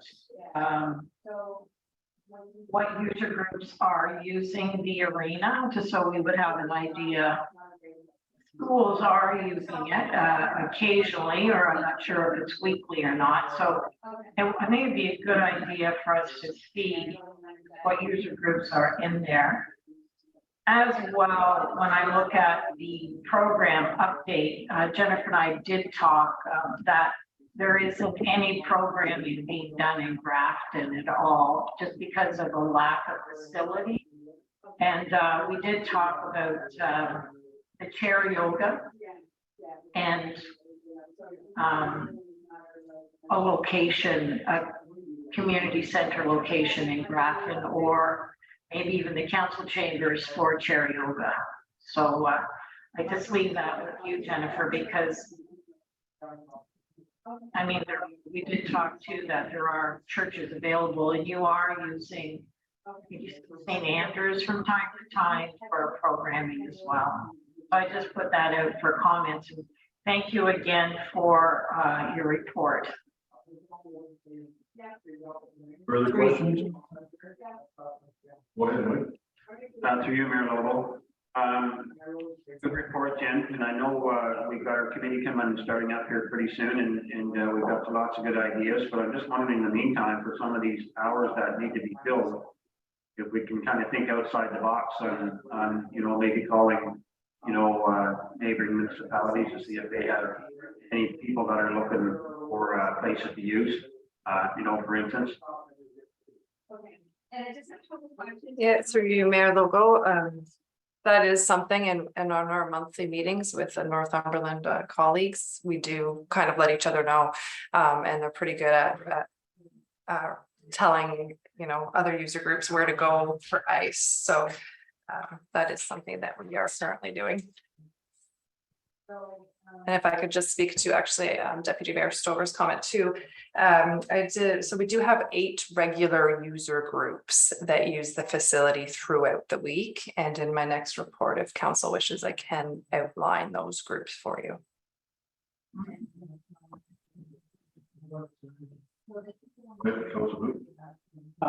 Through your worship, not really to do with the report though, Jen, but because we're talking about Parks and Rec.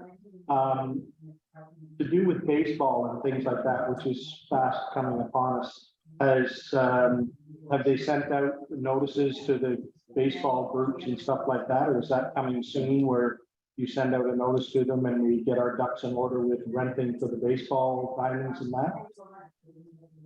Through you, Mayor Lowell, I do already have bookings for tournaments, for baseball tournaments. I think I already have about 8 tournaments booked for this summer. And so information has gone out and the groups are pretty good at realizing what's coming up and we get in contact that way. So that is starting to happen as well.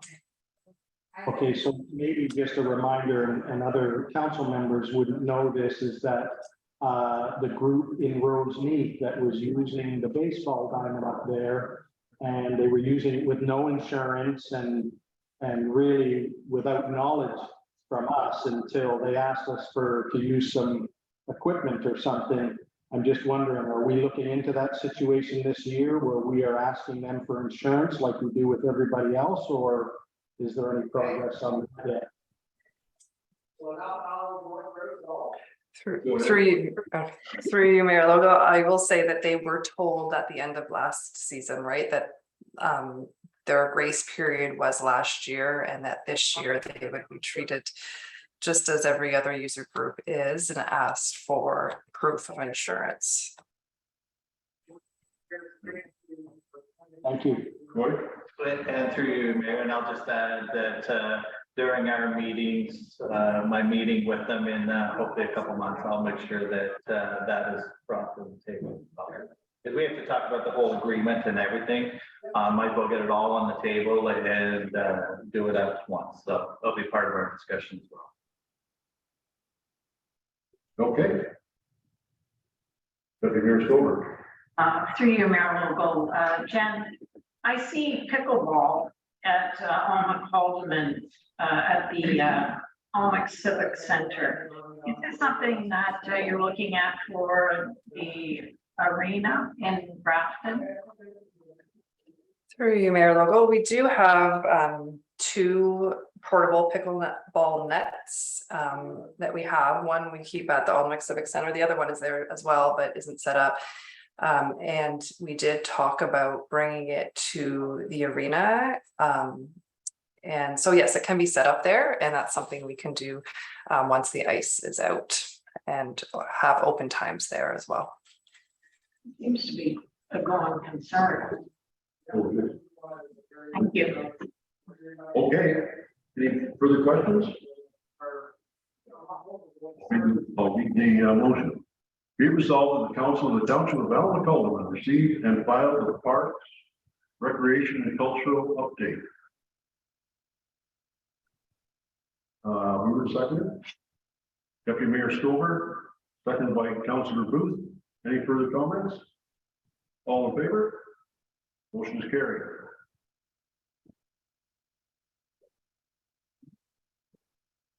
Okay, we're going to move on to 10.1, and this is the Treasury Department. And council report will be provided by Nicole Leach-Dinham, Treasurer, dated January 19th, 2023, regarding council remuneration by law number 062023. Nicole? Is not Through present. you, Mayor, Nicole is not here, but we do have Aaron online, and I'll answer. I'll do my best to answer any questions. Okay, Aaron? Through you, your mayor, I'm really just here to answer any questions that come up regarding this bylaw. Okay. So is there any questions on Nicole's report that we can answer?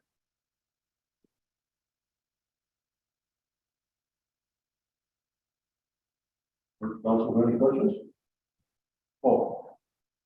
Go ahead, Council Neal. Okay, so in item 4 on page 58, it refers to all committees of council, and it was not my understanding that we were receiving remuneration for all committees. I did clarify with our treasurer, and she says, yes, it does mean all committees. And I have a mix. Obviously, we put a lot of time and energy and effort, and right now the only people who can afford to become counselors are retired people. And so we are leaving out young people who would need to get enough money for doing this, but me personally doesn't need money. So for going to all the committee meetings, but it may be a good idea in that it might attract some younger people for future council. So very mixed feelings on it, but it's different than what I had understood. Go ahead. Just to clarify, I didn't know we were putting in for all our committees and boards that we sat on. I thought it was just, I guess I need clarification on that. Well, my recollection was, and I'm going back to 2015 or whatever it was, or the last time this was brought up. Councils were paid for one committee, and the rest was Committee or board. committee or board, and the rest were not paid.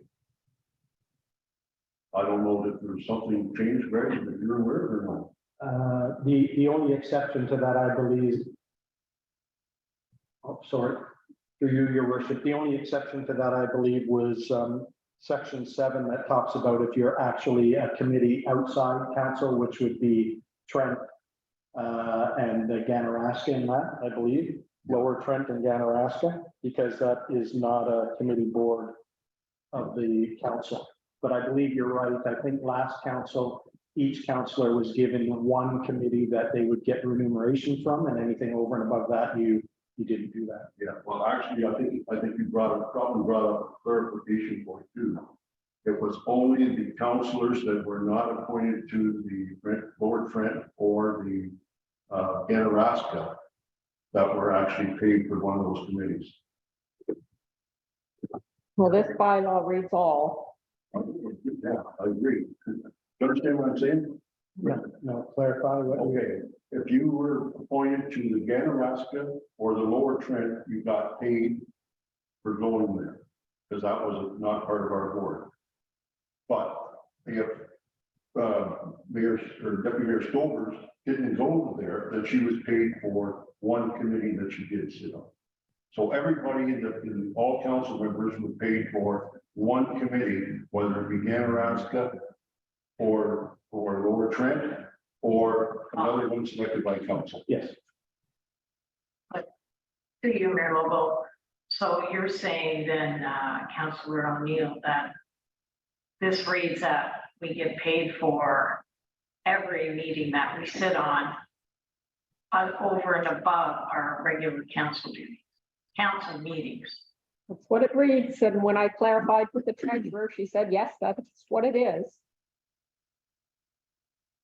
Maybe we can clarify with Aaron. Through you, Mayor Lobo, I have concerns about this also. I mean, you know, when I took on this responsibility, I thought there was a certain amount of volunteer stuff that we did. And when I'm looking at it, I do have concerns about it, even with the hours, you know, 4 hours versus the rate versus over 4 hour rate. And, you know, just, so I would, you know, I would ask that maybe that this this bylaw be deferred until we can maybe sit down and look at it a little better ourselves and have our own input in it. We make up that motion? Yes. Okay, I don't really want to wait forever, but. No. I would suggest that we could take it up at the next meeting. Yeah, through Mayor. Yeah, February 2nd, if you want, and that way our treasurer will be here to maybe answer any financial questions as well. Can I get a motion then? Councilor Ainsworth? Yeah, so I'd like to make a motion to defer this bylaw Until February 2nd. until February the 7th. You approve that? Yes. Okay, seconder, please. Seconded by Deputy Mayor Schober. All in favor? Motion's carried. The next one is another report from council, council report from the full treasurer, January 19th, regarding development charges update report. And Bob is here to answer any questions that the council may have. Want to come to the front there, Bob, please?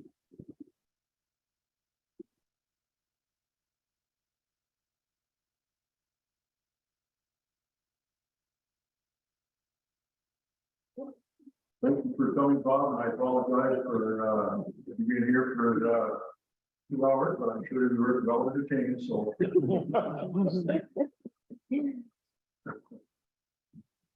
you have anything? further? No, I really don't. The presentation that I was going to make would be the one that we made last time when I was here.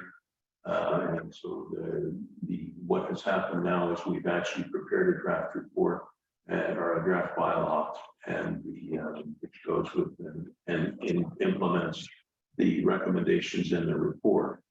Obviously, council will, there is an approval process which involves public meeting and comments. And so council still have the opportunity to respond to any comments that come forward and to any changes that you wish to make, so that the bylaw will stay as a draft bylaw until we're ready to approve that.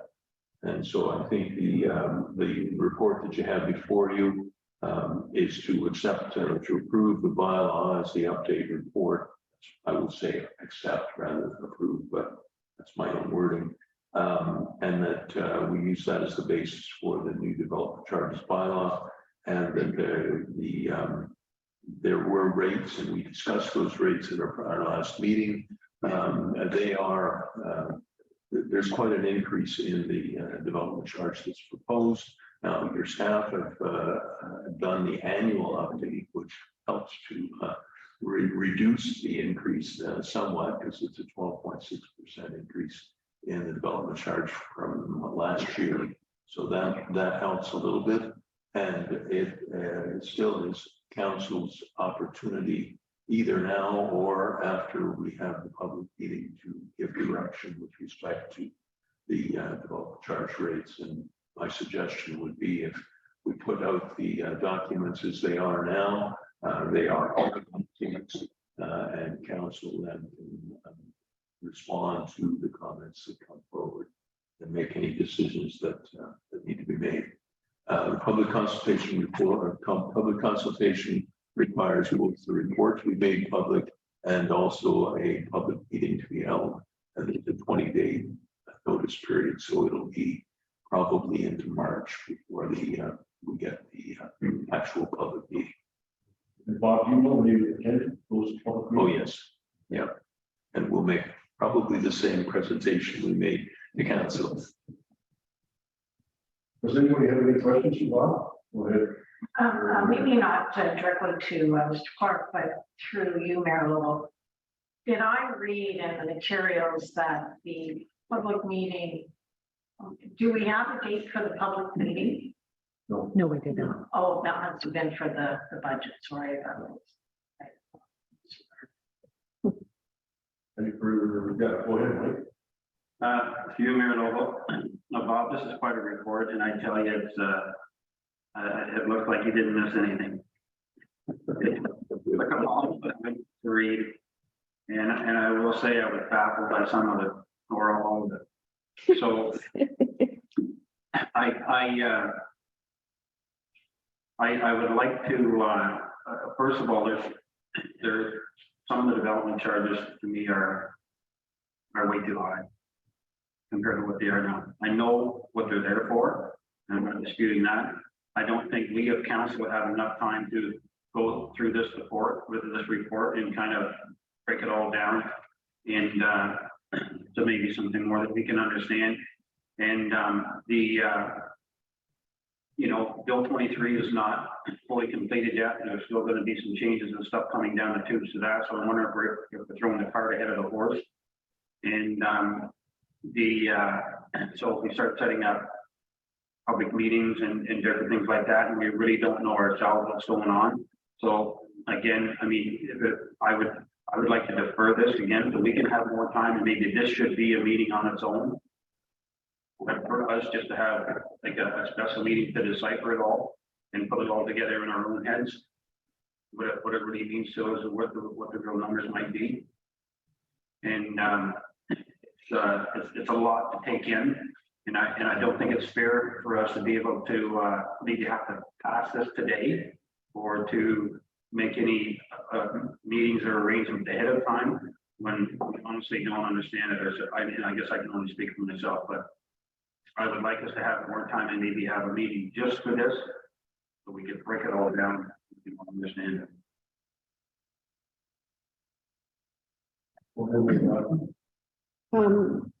To you, when we're looking at it, are there timelines when we need to have these things in place? Or can we say the public meeting being held in April, which gives a little more time for the Bill 23? Like, can we just push it out another month or not? My understanding is, unless of course it changes to the regulation, is that your development charge continues to be in place. And before Bill 23, the development charges had a 5-year duration, and your development charge would have expired last year. But because of the COVID, they allowed the development charge to extend. And now with the Bill 23, the development charge has a life of 10 years. So the answer to your question is no, there's no specific deadline for council to make a decision about the new development charge bylaw. Prior to that, if I heard you correctly, prior to that, if it would have gone past the date, you would have no development charge bylaw, and therefore you could not charge people development charge. That's correct. So someone that paid $5 last year would be really upset if they didn't, someone else got it for nothing. Yeah, go ahead. For you, Mayor, and that's the kind of stuff that we need to know, right? And I just don't want us to make a harsh decision without, like overturning every stone here. This is a big document, a lot of stuff in there. At the same time, I don't know that we have to understand it all, because that's why we have the experts to explain that and that thing. But I agree that it has to be public. No, and I look at it like, some of the development fees are 50%, and some of the smaller ones are 600%. And so,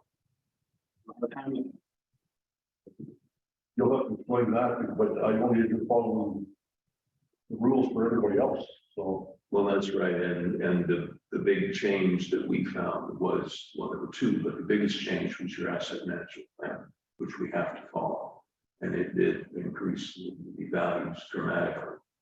And the other one was the estimated growth rate, which we used, and it did not follow the same expansion as the asset management plan. So that resulted in a dramatic increase in some of the most of the areas. Okay, Mike, or Greg, last call. Yeah, through you, your worship. I don't mind, as council was saying, if we delay it a little bit just to have a meeting, but I think we have to do this quickly. This is something that's been going on even since last term, and we need to get going with this. I mean, I view it as exactly as you were saying, is that with the cost of living and everything going up, and the asset management program, which shows that we have huge liabilities to pay for, and that somebody has to pay for that, right? And I know it's easy to say, oh, the costs are high, but the money's got to come from somewhere. So my suggestion would be if we have a meeting as soon as we can to discuss this so that we can get it back on the rails, because we have to meet with the public and everything. I guess my one question is, it can't be retroactive then, can it? It's only effective once it passes, right? Once it's approved by council, then you can begin collecting. There is an appeal period after that. And if the land tribunal decides that they're going to reduce something, then you would issue credits. But you would have collected as building permits were issued. So if we could have a special meeting quickly, Troy, I guess, get everybody together to do it and get us back on track then. Okay, through you, Mayor. So maybe I can recommend that we go February 16th, which is their second meeting in February. That gives us a few weeks to try and get together as a group and discuss this. Because you're right, I don't think we should be waiting too long. The second meeting is the 16th, correct, Yolanda? Yeah, February. Yes, it is. 16th. It's either that or, the first meeting in March, which would be March 2nd. So it's whatever council wishes. Sorry, I might be confused, CAO Gilmore. Is the public meeting just our regular meeting, or is it a separate, distinct? Historically, we've had a separate meeting Okay, because they'll have lots of questions and Bob will be the one who answer that rather. So let's make a decision. So February 16th is our regular and planning? Yes, no, that would be regular council meeting, our second council meeting of the month is the 16th. So we just defer this until the 16th. If you don't want to approve it today, we'll bring it up back on the table, correct, on the 16th? So what are we gonna do in the meantime? So then we'll have to set up a meeting, because in my understanding, you're correct, you want to talk about it, have a special meeting with council just to discuss that. Yeah. So what we'll have to do is Yolanda will pull her magic and get a meeting set up with council prior to the 16th. So I guess I have a little bit of an issue with that because it's going to cost us $450 or $500 to have that special meeting. Because it's a special meeting and council is paid $75 for a special meeting. So if we need that, then I'm not, I guess I can't say I'm not going. But it's just something we gotta consider too. And I would say we should be able to do it something with an hour on the 16th.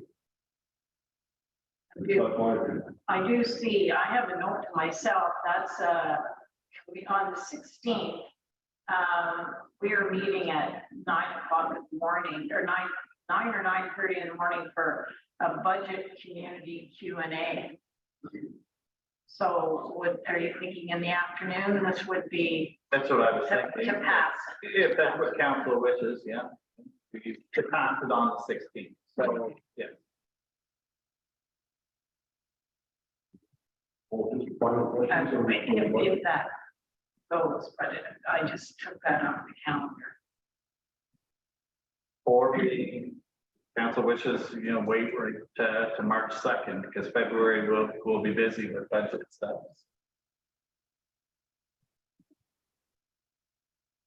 Well, I guess if we want to have a special meeting specifically for this, I guess it would encompass the plans that we have installed. Could be to put it down to education.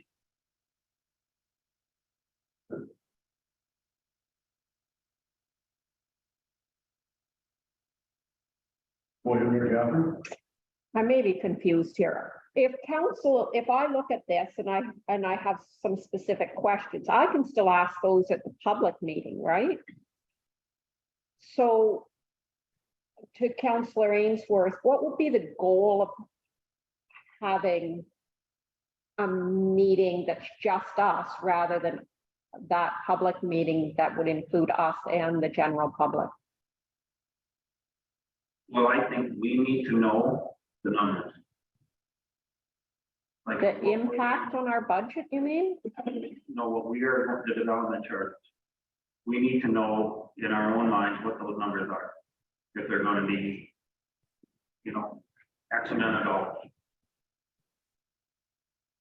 Like if I don't agree with the $14,000 development charge here, what is that going to be if we all don't agree?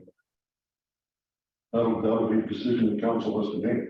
That's what I, Because we have every right to say, we don't want to pay, we don't want to charge 14,000, although Bob's recommending that, we can say, no, we'll discount that to 12,000 or whatever that figure is. We have that right, council has that right. I'm not saying that we need to have before we have, before it goes any further, we need to make those numbers and we all agree on it. I don't know if you can't do that before a public meeting, can you? Well, you can. I guess what I was expecting was that you would have a public meeting and listen to what the public have to say. And then you would have some information on which to base your own decisions. And yeah, we might, it might be an advantage to have that special meeting after the public meeting, because then you would have an appreciation of what the public, particularly the developers, builders, concerned with. And that way you would be able to make a more informed decision. No, I agree. Yeah. Then we're going, then if I understand this correctly, we're going to read the motion and we'll pass it. And ask for the staff to prepare a public meeting. And then after that, we're going to the council meeting to discuss. Is that correct? That's correct. And that means that I'm there to defend and you folks don't have to. Everyone happy with that? So just the way you're gonna word that. I'm going to read it. Okay. Be resolved that the council of the Township of Elton Cullen approve the development charge update report submitted by Clark Consulting Services on January 9th, 2023. And further, that the approved report be used as the basis for establishing a new development charge bylaw for approval per the Development Charges Act. And further, that the council directs staff whether to leave the justified rates as they appear in the draft bylaw or give direction or amendments to the draft bylaw. And further, that council directs staff to set up a public meeting consultation date for the Development Charges Act. And further, that the treasurer's report dated January 9th regarding the development charge update report be received and filed. Did I get a move in second? Moved by Deputy Mayor Silver, seconded by Councilor Leo. Further discussion? All in favor? I just wanted to ask if I could, Mayor Lowell. Is this something that's usually done at night? I would assume so. I just want to ask that. I think it would be more. It would be better to have it at night than in the daytime. Excuse me, through you, Mayor. If council wishes an evening meeting, yeah, we could do it. We're starting them anyways in March, so, yeah. Yeah, Just my comment, historically, it has been at 7 o'clock. Yes. so we'll schedule it for an evening meeting. And we'll shoot for, I'll work on some dates, but Yeah. it shouldn't matter. Yeah, we'll provide some options. Okay. All in favor? Motion carried. Thank you, Bob. Thank you.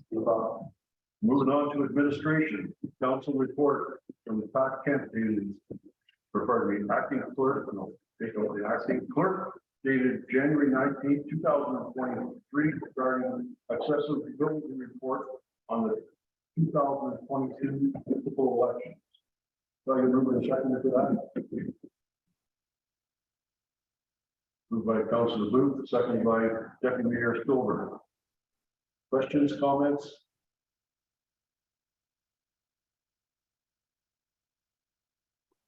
Seeing that, oh, go ahead, Mike.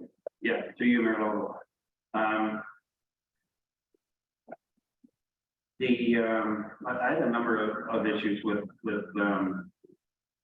make sure I'm on here first. 11-1.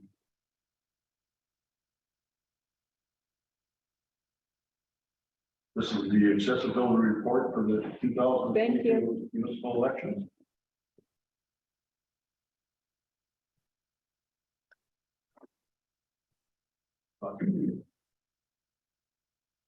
All in favor? Here. Next one is council report from Todd Kemp, acting clerk, clerk dated January 19, 2023, regarding the 2023 conferences. Be resolved that the council of the township of Valmont Calhoun received a report from the clerk dated January 19, 2023, regarding 2023 municipal conferences. Could I get a mover and a second for this one? Moved by Councilman Booth, second by Councilman O'Neill. Any discussion? Councilman O'Neill. I haven't, there's three of you going to Roma right now. So I feel like I should go to one of these conferences. Is there, I guess, CAO Gilmore might be best positioned. Is there one that people would like to see me choosing over the others? Through you, Mayor. I will look into what programs are offered in each conference, but right now, right off the top of my head, I think AMO would be a good one. Again, let me, I have not seen the brochure for each of these conferences, so let me review it and then I'll definitely let you know. Okay, thank you. Go ahead, Mike. For you, Mayor Lowell, more question. Do we have anything in our procedural bylaw? I didn't see it. How many councilors can go to one?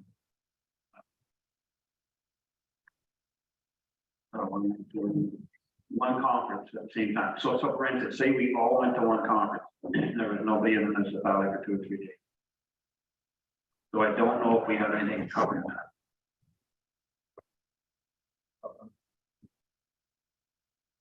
I guess the only thing that I could see as a concern that would be if there was an emergency and there was no one here to declare an emergency. I guess that's the only thing that I can consider. Yeah, through you, Mayor. I don't know if there is anything in their procedure bylaw. However, I would highly say that we don't do it. Have 5 councilors, have all councilors in one conference, or what the mayor was saying, but I don't think it's in, actually, we have it in writing with that. So that's something that we can look at and make that change, because it's pretty important, so. We do, sorry, through you, Mayor. We do have something set in the remuneration bylaw that does state that the following expenses shall be paid to elected officials for attendance at conferences, workshops, seminars, and others such to an annual amount of $3,000 each. That is the only verbiage that I think we have pertaining to seminars and So conferences. it's something that we should look into and maybe get it in writing. So just in the meantime, don't everyone pick the same. So can I make a motion that we defer this? We just, It's just for information. That we look at adding that to the city bylaw? Sure. You I want think to we're speak working about on response to that too. Yeah, sure. We want to make a motion to defer to the clerk here. You just accepted it and voted on it already. Oh, have we? No, Well, there was no mover and seconder. Oh, did it? Yeah, there's no mover and seconder yet. yes, so if we can, Who made the motion? There is no motion on the floor as of yet. Oh, really? Can I have a motion then? But might maybe put the motion on the floor and discuss it, but Yeah. I'll move it to put it on the floor. Moved by Council Booth, seconded by Council O'Neill. discussion. Yes. I can see, I know what you're after, Mike, but this is just telling us, it's Yeah. just information saying these are the conferences. If you want to book in advance. I'm sure that we can ask the clerk or whatever to come back to us if we want to change things, but I wouldn't delay this report. I mean, the conferences are happening, those are the dates. If you want to go, you got to get your name in and go. Yeah. And I don't recall in the last council that we ever had. In fact, I think 3 of us are going, that's probably the most in years I can recall that most of council is going in the past. In 3.5 years, I haven't gone to any of them. So I'm sure there's a lot of council members that haven't gone to them either, but COVID had a lot to do with that. Yeah. Go ahead. Yes, so through you, man, Councilor Booth is right. This is just more or less for information if you want to go. If all 5 of you want to go to one conference, then staff will say not a good idea. But it's something that we will look in the near future of the procedure bylaw and getting it in writing that all councils cannot attend one conference. I think it's a good idea to have it in writing. This can be approved just for information. and another thing, maybe if we bring that up, Mike, we can look at, I know for years in my previous employer, there's sections in there that Yolanda was reading about that talk about saving receipts and stuff like that. And that has been changed now for probably 10 years now with a lot of municipalities, that's a lot of work when you bring back your receipts and they have to be detailed and everything. Where municipalities now have said, this is the per diem per day and that's what you get paid. And they pay you that out at the start of the conference, and then you don't have to come back to staff and say, I had Tim Hortons for $4, I had this for $3, because it ends up, you're paying more for staff time to go through all of that than the cost of I think the per diem, I could be wrong, is $62 or something, but that might be something that we could look at too, to change, right? To updating the procedures for conferences and that. I think. Okay. Are we ready to vote on this? All in favor of the report? Motion is carried. Next one, we have a council report from Pat Kemp, acting clerk.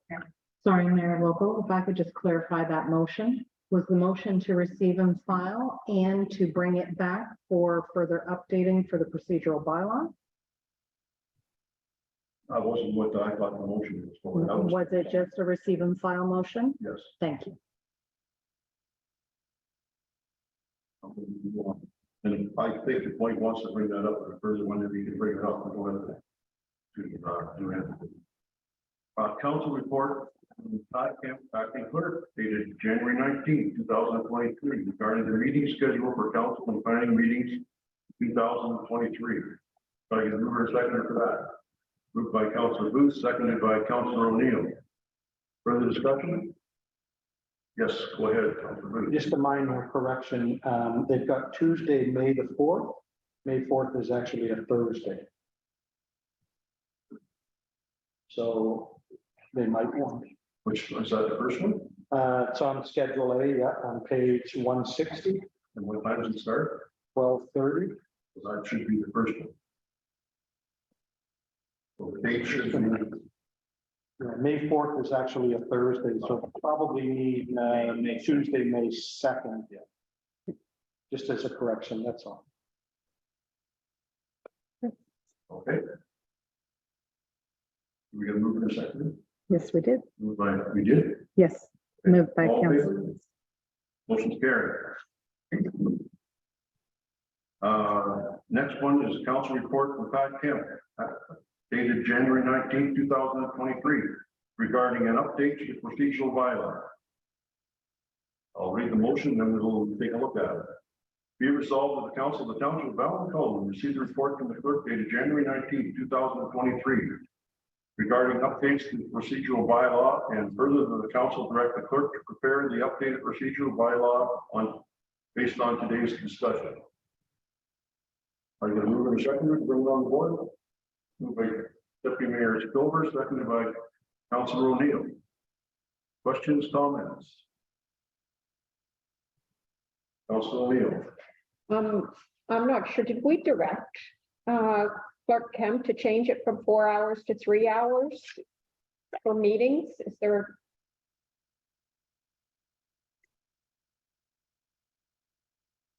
May have, I don't have the previous meeting minutes with me. See, I think we saw that when CAO Gilmore brought it from other municipalities. And perhaps it was from there that, but anyway, I think that's worth discussing. Do we want to leave it at 4 or shorten it to 3? Because we're at 2.5 right now on this meeting for reference. Yeah, through you, Mayor. Yeah, I think you're right, Councilor Neal. It was in my report, and I think majority or if not all municipalities try and keep the meetings to 3 hours. I think that's probably where try and keep it at 3. I don't think there's any direction. Thank you. I'm trying to drive it, so I'm hoping we can get them all done in 3, and we do have the problem, the opportunity, if I call for vote, that we can continue on. But I'm unhappy with 3 or 4, doesn't matter. Mike, you have a comment? Yes, to you, Mayor, I just wonder if that changes from 3 to 4 hours, does the difference in the rate also change? So it puts more of a burden on the dollar value. It does not. We used to get 4, and now the projection is to go with 3. I know, yeah, but it said anything after 4 is $162. So anything after 3 is gonna be, That's the point. right? Yeah. Go ahead. Just clarification though, too, that won't apply to council meetings. Council meetings are not paid meetings. We get paid, that would only apply to a planning meeting or budget and things like that, but a council meeting can go 4, 5, 6 hours. If the committee wants it, we don't get paid for this one, right? So it's not going to affect a meeting like today. Not going to affect it from a dollar report, but From a dollar perspective, yeah. Other than we might miss our lunches or dinners, but it's not going to affect you money wise. There is no. at the same time, we should, if we put it to 3, then we should be driving to get regular meetings and everything else by 3 o'clock, or pardon me. You would hope, and I understand this being a new council and we go through a lot of things and it explains a lot more. And I think we're finding that with other committee meetings, right? Trying to keep the committee meetings that are all brand new, trying to keep them, so that they don't go on for hours. But it's a good point. It raises a good point. Although I believe in budget, we usually budget all day for our first 2 meetings. And then I think the third meeting, you can correct me if I'm wrong, Troy, it's like a 2-hour meeting or something just to review. Yes, correct. So we would, for a meeting like that, you would definitely want to keep it in under the 3 hours, right? Yes. But what do you want? Is anybody want to talk about this one first? This issue first, or is everybody happy with going to 3, or do you want to stay at 4? I don't see the problem with leaving it at 4, because I mean, if we've done it 3 times, right? We're done it 2 hours, fine. Okay, I'm going to call the vote then. Is everybody happy with 4? Moved by Mike, seconded by Joan. Further discussion? All in favor? That motion is carried to leave it at 4. Anybody else have any other concerns regarding this?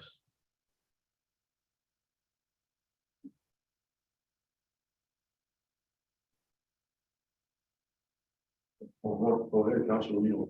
I see, and I very much appreciate that Clerk Kemp has included some proposed changes, an excerpt from the Trent Hills procedure bylaw.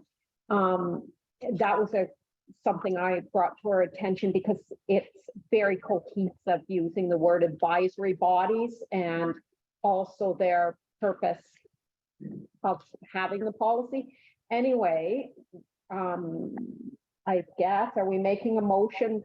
I would make a motion to direct the clerk, not immediately, let's say within the next 3 months, to bring back the procedural bylaw and look at it in a comprehensive way. So we passed today about the changes to our meetings and move forward with that, but just a review of the overall procedural bylaw before the summer or by June.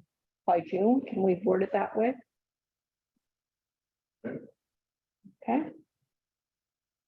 So to approve the procedural bylaw, just so I understand what your suggestion is. Yeah, approve what's in front of us today and then request that a full review happen that looks at things like being consistent about advisory bodies, because if we read our current one, I found it anyway, quite confusing because sometimes it's referring to committee, sometimes it's not referring to committee, sometimes it throws in board. Anyway, just making sure that it's consistent in that way. and perhaps CAO Gilmore. When the integrity commissioner was talking to us, she also recommended that we look at and review the code of conduct. So maybe the two go hand in hand. To you, Mayor. Yes, no, I think it's a good idea to bring them on the table at the beginning of the council term and review them. And if any changes, updates needed, we can do it as a group. No problem, we'll get it done. I'll second that. Thank you. We have a motion on the floor. She had made the motion, yeah. The first one. Yeah, she made the motion to accept it and then to say that we review it Okay. in a future date. And you seconded that? Yes. All in favor? Motion's carried. Done. Okay, 11:05, council report from Pat Kemp. Clerk, dated January 19th, 2023, regarding the sale of the old fire hall 9127 County Road 45. Be resolved that the council of the township of Allen Colvin receive a report from the clerk dated January 19th, 2023, regarding the sale of the old fire hall located at 9127 County Road 45. And further, that staff be directed to contact the Most Need Agricultural Society to advise of the sale and make the society aware that they have until May 2023 to relocate the hydrant. Mover and seconder. Moved by Deputy Mayor Stover, seconded by Councillor Booth. Further discussion? Yes, go ahead. I just, through you, Mayor Lowell, to Mr. CAO, have you started any talks with the fair board with moving this? I wouldn't like to see this as a demand note. I would like to see it more as working together. So we are able to get the project done. Through you, Mayor. No, I have not reached out to them yet. We will be right after all of this. So in the next week or two, a letter will be sent and I'll sit down with them and I'll definitely be a team player, work with them. You know, I have no problem with that. So I'll take the soft approach for sure and work with them and get it done. Councillor O'Neill. I'm not sure if you're aware, but they have their AGM this coming Saturday, so it might be good that we've touched base before the AGM. Okay, thank you. Further discussion? All in favor? Motion's carried. The next one is the council report 11:6. Council report from Pat Kemp, acting clerk, dated January 19th, 2023, regarding the sale of block 73, plan 470, concession B, part lots 24, Chilwell Drive, roll number 14-50-116-02 road-056-56500. Be resolved that the council of Township of Allen Colvin received a report from the clerk dated January 19th, 2023, regarding sale of block 73, plan 470, concession B, part lot 24, Chilwell Drive, roll number 145-0116-020-056-500. And further, that the mayor and the clerk be authorized to sign any documents pertaining to this sale.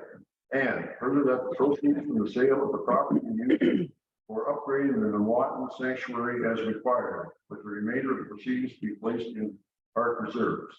Mover and seconder. Moved by Councilor O'Neill. Second by Councilor Booth. Discussion. Councilor O'Neill, I'm sorry, Councilor O'Neill. Through you, Mayor Lowell, I'm just wondering if this should be recorded because the other one was. We can record the vote, yes.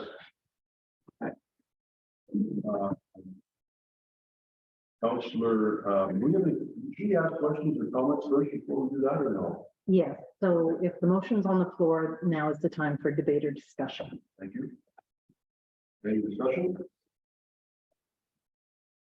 Go ahead, Councilor Booth. I'm lost for words for a few seconds. I guess, looking at this issue, and this has been going on for years and years and years. I can only say that, you know, this is probably the best outcome that can happen. I know there will be people down there that won't be pleased. But I think we will finally get this done, and the money which we get from it will be put to a good use. I'm just hoping that this is quite a large sum of money, so I guess it's directed to you, Troy, is that we could either through Mike, with Lower Trent or somebody, have a consultant or somebody come to us and tell us where we need to spend the money in the Wotton so that we make sure that it's spent wisely. I don't think it's incumbent on us to put it on the public works manager to go down there and say, what do you want to do? And we get back, replace signs or replace this or do the trail, to have an expert in this that can tell us this is where the money should be spent, so that we can show these people that the money we've got from this, we've put it to Nuwatan. Because I know, Troy, you had mentioned a few things like the bridges in dire need of replacing.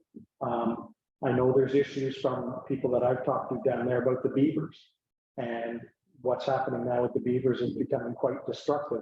And I don't know the rules and regulations around beavers, whether you can live trap them and move them or not, or whatever. I know there's certain things you can't do with them. The CAO would know, but so maybe if we can look at that, and maybe that'll come up at a later discussion. But I'm going to vote in favor of this, and in the past I voted against it, but I think I mean, even ideas were talked about that we wouldn't let this sit, and the idea that possibly we should look at donating this land to, I'm not sure what group it was Habitat for Humanity or whatever, that, and I don't think the community down there would like something like this. So I think this is making, you know, something best out of a worst choice. It's going to be one building on there, that's it. It's two lots put together. We're not going to sever it, so when this person buys it, that's the way it is, and they can put one house down there. Thank you. Councillor O'Neill. Further to Councillor Booth, I know in the past there was a group, a very active group that was instrumental in making Nuwatan as wonderful as Nuwatan is now. And so I think we need an opportunity for community input, even more so than, because there's a lot of expertise and passion for Nuwatan down there. So. Go ahead, Deputy Mayor. I guess through your Mayor Lobo, I would continue to not support it only because of the concern of the lack of water. So that would be my only comment. Councillor Ainsworth, you have a comment? Yes, Mayor Lowe, I just I want to reiterate what Greg said at the end of his comment, excuse me, is that what is our defense if the new owners come and want to sever that because there is two lots? What, and we need to make sure that that's concrete, that they can do that. Okay. My recollection, if I'm wrong, I believe that our planner told us that they could not split it. Correct. And in order to split it, you'd have to come to council and get that approved. And I guess council could approve it. Maybe we should stipulate too that they can't approve it. I don't know if we can do that or not. Well, what if it's a different council 8 years from now? Well, that's what I mean. That's what I mean. Go ahead. Sorry, through you, Mayor. My recollection is at one of our previous meetings, we did indicate that in the agreement of sale, there would be a condition in there that that property could not be severed. So that may actually be in that agreement itself. But I would agree with Councillor Ainsworth, and that's one of the provisos that I would vote yes for this, is to make sure that it's only going to be one house and that's it. And through you, Mayor, and Yolanda is correct. It was in the agreement of sale. So, yes, so thank you, Yolanda, for that. I had one comment. I tend to agree with Greg. It's the best opportunity, not the opportunity, the best solution for everything, especially when we consider that we are going to complete that part. The Wotton Sanctuary, we're going to bring it to a better level than it is today, and I think we all recognize that should be done. I do have one little concern is that if we just leave it sit there and don't spend any money, we're going to get in worse shape. So I would suggest to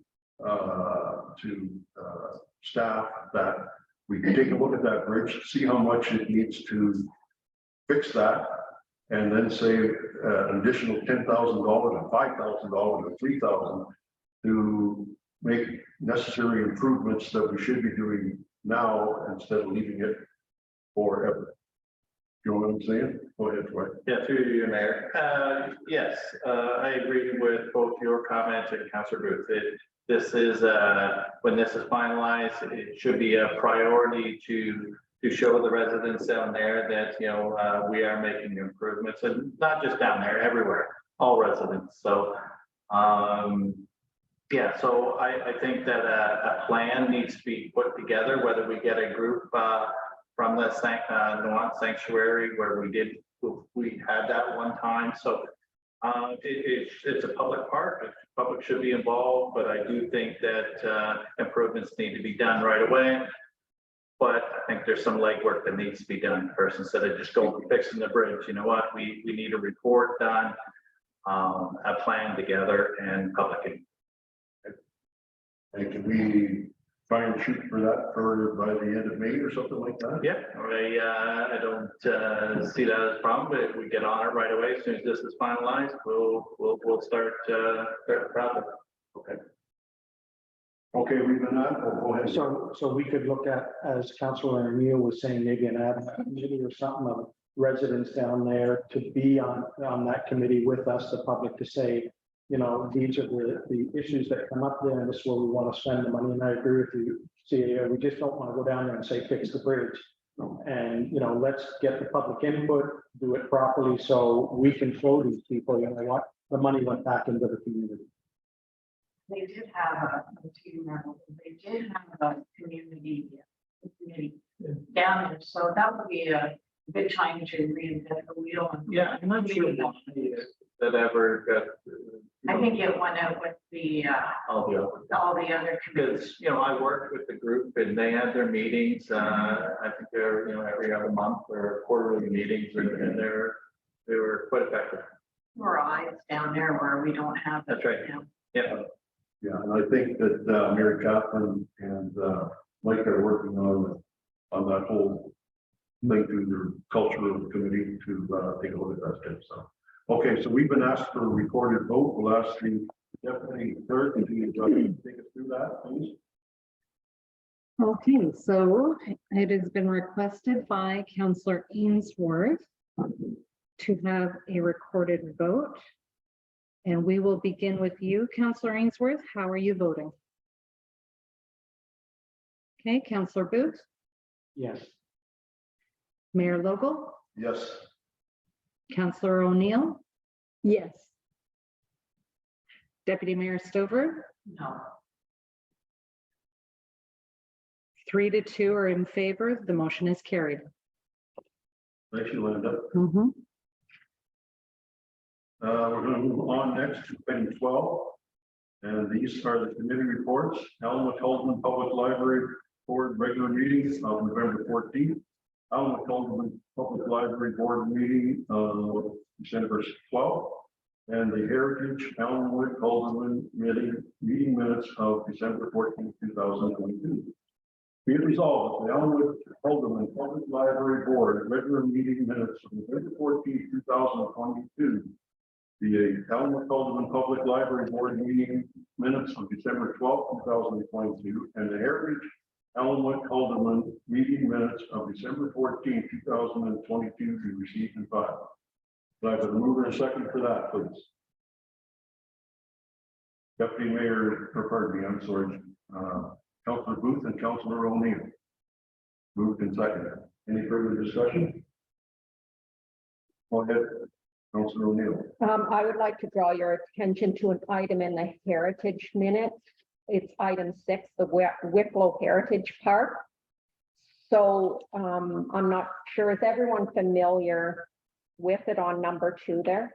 Anyway, it is in need of repairs and the group's been looking at that and spoiler alert, they're going to come back with something at budget time for us.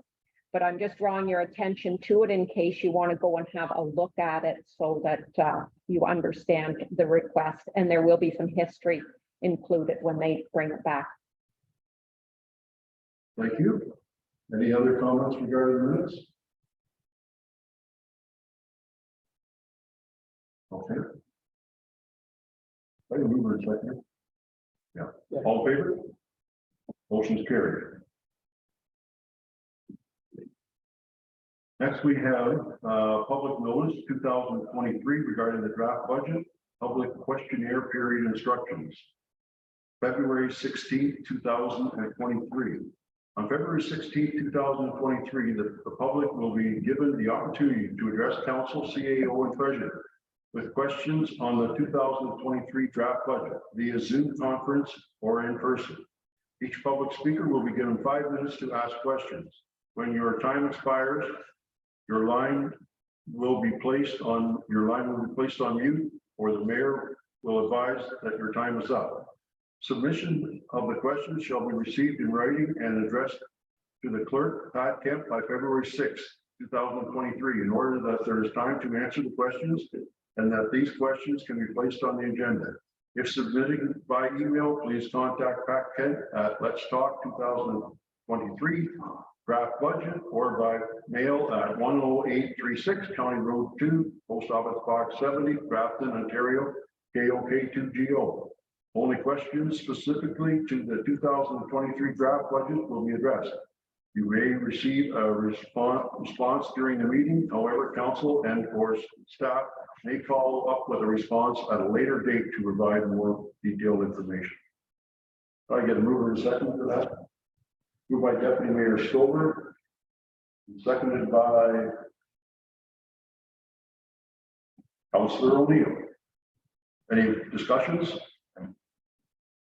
Go ahead. Up to you, Mayor Lobo. I just question the timing because I'm wondering,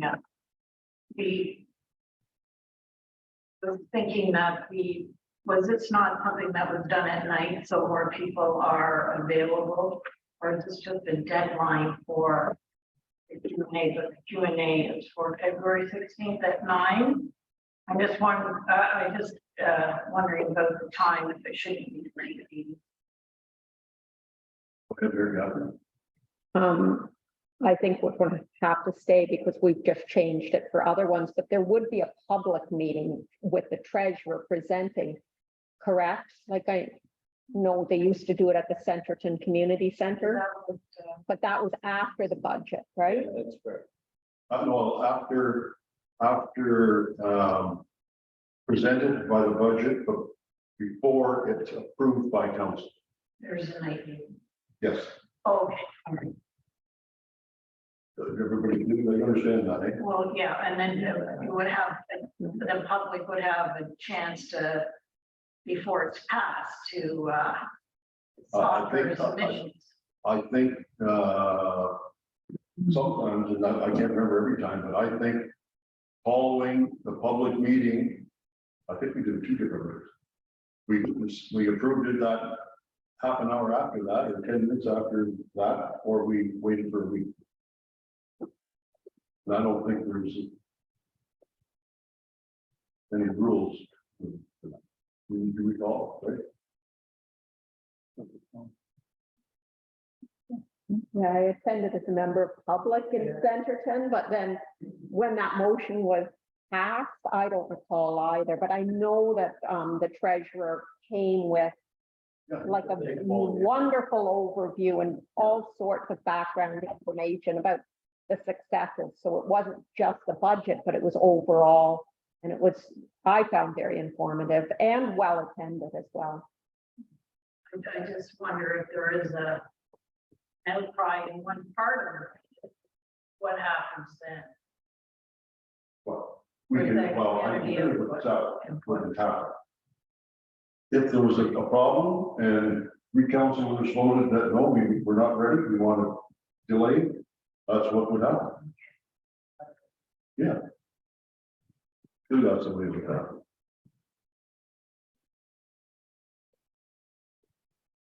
Okay, Sorry, through you, Mayor Local. I know that Erin is here available from the finance office as well. She may know the budget dates and whether or not they're during the day or not. I know our budget meetings that we have, so for preliminary review of the budget will be January 31st, February 1st. Those are the 2-day meetings that we're having. After that, I do believe that the draft budget will be going to public for public consultation, but I do believe it is during the day. I do not think there is a nighttime public consultation meeting. if that's what council will make that decision. Right. And I think, if I didn't say that meeting will be made. Go ahead. Yes, sir. I'm still thinking that there's two different things that we're jamming into one discussion here. I think this is an opportunity for people to ask questions during the budget process. And then the other is a presentation made by the treasurer to the general public. And to your point, Mayor Logal, it may be that we don't officially pass the budget until the end of that presentation. Yeah. But I mean, the legwork is done, and this is just part of the legwork, is my understanding. But maybe I haven't read this correctly. But you know, I think we get to hear from each of the departments, and the public can listen to all of that. And then if there's questions still, this is the opportunity for the public to say, well, I've got a question about X budget. But it's just part of the process. If we just take to understand this a little bit better, and we have to decide next week at our planning meeting, does that give us enough time to go to the public? Make sure the public's aware. Which would be what the 26th is the plan, right? No, Friday. 27th, sorry. which would be 2.5 weeks. I think it's 14 days, isn't it? I won't, because I'm not quite sure either. Okay, so through you, Mayor Local, sorry. So this is just notice to the public saying, this is our public question period. Please forward your questions to the clerk by a certain date. If we start changing dates around, these dates are also going to change around. So I'm not sure where that falls within our timeline in order to pass our budget and have it prepared and ready. Because we do have our schedule set for certain dates for certain meetings. And I'm not sure, this would probably have to be consulted with the treasurer, I would think, to see when she would have things prepared. That would be my suggestion. So we could wait till next week. That's up to council. I'm afraid it's going to change some of the dates. Go ahead, Mary Beth. I think we can go ahead and pass what is sitting in front of us and get that out on Let's Talk and other media. It doesn't include a time in here, and then we can set the time at the planning meeting once we fully understand. But is that? I'm okay with that. Great. Yeah, just to clarify, so we're meeting on January 31st and Wednesday the 1st for budget. And then Nicole is coming back to us on the 16th. And that budget right now is set at 9:30. So I'm guessing that's what she's doing, is tying in the members of the public. And we've allowed that where we've had 2 meetings, we've gone through what we think are changes and reductions or adding or that. And then the public gets a look at the budget after the 2 days and the changes we've made, instead of them getting a look at the budget that's handed to us at the start that might start with a 20% increase. So I would agree with Councillor O'Neill. I would leave that right now. We can talk about the time, whether or not the time is going to be at 9:30, or maybe we add another date to say there's an evening one if you want. But this allows you to put your questions in and everything, so you can still put your questions in and not attend the meeting. You don't have to physically be at the meeting. And we had that last time where there were some members of the public handed us a list of 10 or 12 questions. And it was addressed by the treasurer then, right? The questions were. So I would recommend still going with this, and then we can talk to Nicole when she's back, right? But I believe the 16th, the meeting is planned for 9:30. That's right. That may have been changed. February 16th. Right, I just questioned the day as opposed to the time. So I mean, I could go along. Because right now the budget's at 9:30 and council's at 12:40. I'm at 9:34. Okay, So I can speak with staff and Nicole, and maybe we could just switch it, so the budget maybe will go after council or something like that. If you're busy in the morning, we have our council in the afternoon, take a break, and then we have budget right after. So that would be lots of different ways of doing it. Yeah, that's a busy day. Okay. Everybody happy? All in favor? Motion is carried.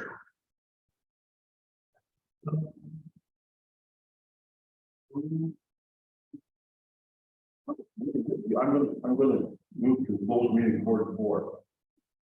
So we'll get what we can done in the next 10 minutes. Unless anybody's got something specific that they'd like us to go to.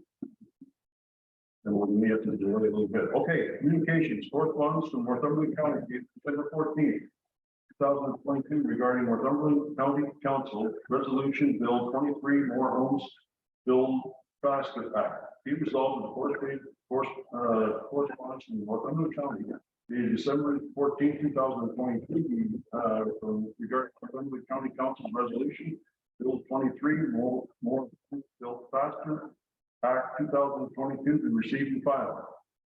Mover and seconder, moved by Councilor Booth, seconded by Deputy Mayor Stover. Any discussion? Yes, ma'am. Well, I read this and I think it should read Bill 23, more non-affordable homes built faster, because they are gutting one of the revenue streams for Northumberland County for affordable housing. And I just wanted, if you could convey back to the housing group within Northumberland County that they have done an excellent job on making their plan, and it would be great if they continued to have the funding to roll that out, because they've done a lot of work. It's a good plan. And yeah, I don't know how you find that funding gap to make it continue, but it's very much needed, and we are going to have to fill that funding gap. Thank you. Further comments? All in favor? Motion carried. Correspondence from the Northumberland Central Chamber of Commerce dated January 9th, 2023, regarding nominations for the William Crossan Young Professional Award and the James Crossan Lifetime Achievement Award. Be resolved that the correspondence from the Northumberland Central Chamber of Commerce dated January 9th, 2023, regarding nominations for the William Crossan Young Professional Award and the James Crossan Lifetime Achievement Award be received, and further the council provide direction. I get a mover and a seconder. Moved by Deputy Mayor Stover, seconded by Councillor O'Neill. Any discussion? Deputy Mayor Stover. Through you, Mayor Logo, is this something that could go on our website? Because I'm looking at kind of racking my brain to see who I could put forward as a name, and at the moment I can't, but I'm wondering if it's members of the public might have an idea of who they. Yeah, I think that's a great idea. I think it has to be submitted by council, does it not? on the 30th of January. By the 30th of January. I think this is an annual award, and at this point, we accept that for information, but certainly something all of us are paying attention to moving forward, so that we have someone to nominate next year, would be my suggestion. Well, okay, I'm saying we're not going to nominate one this year? I'm like Deputy Mayor Stover, potential people, but you know, it's asking for not just like lifetime businesses, but also what they've been involved in and giving back to the community. So it's something I don't have at my fingertips, and we may just need the extra time and bring it next year rather than trying to get something in this year. I've got a couple. Oh, you have a couple suggestions? Okay. Austin family. Because of all the work we've done in the farming, I think it's a farming thing myself.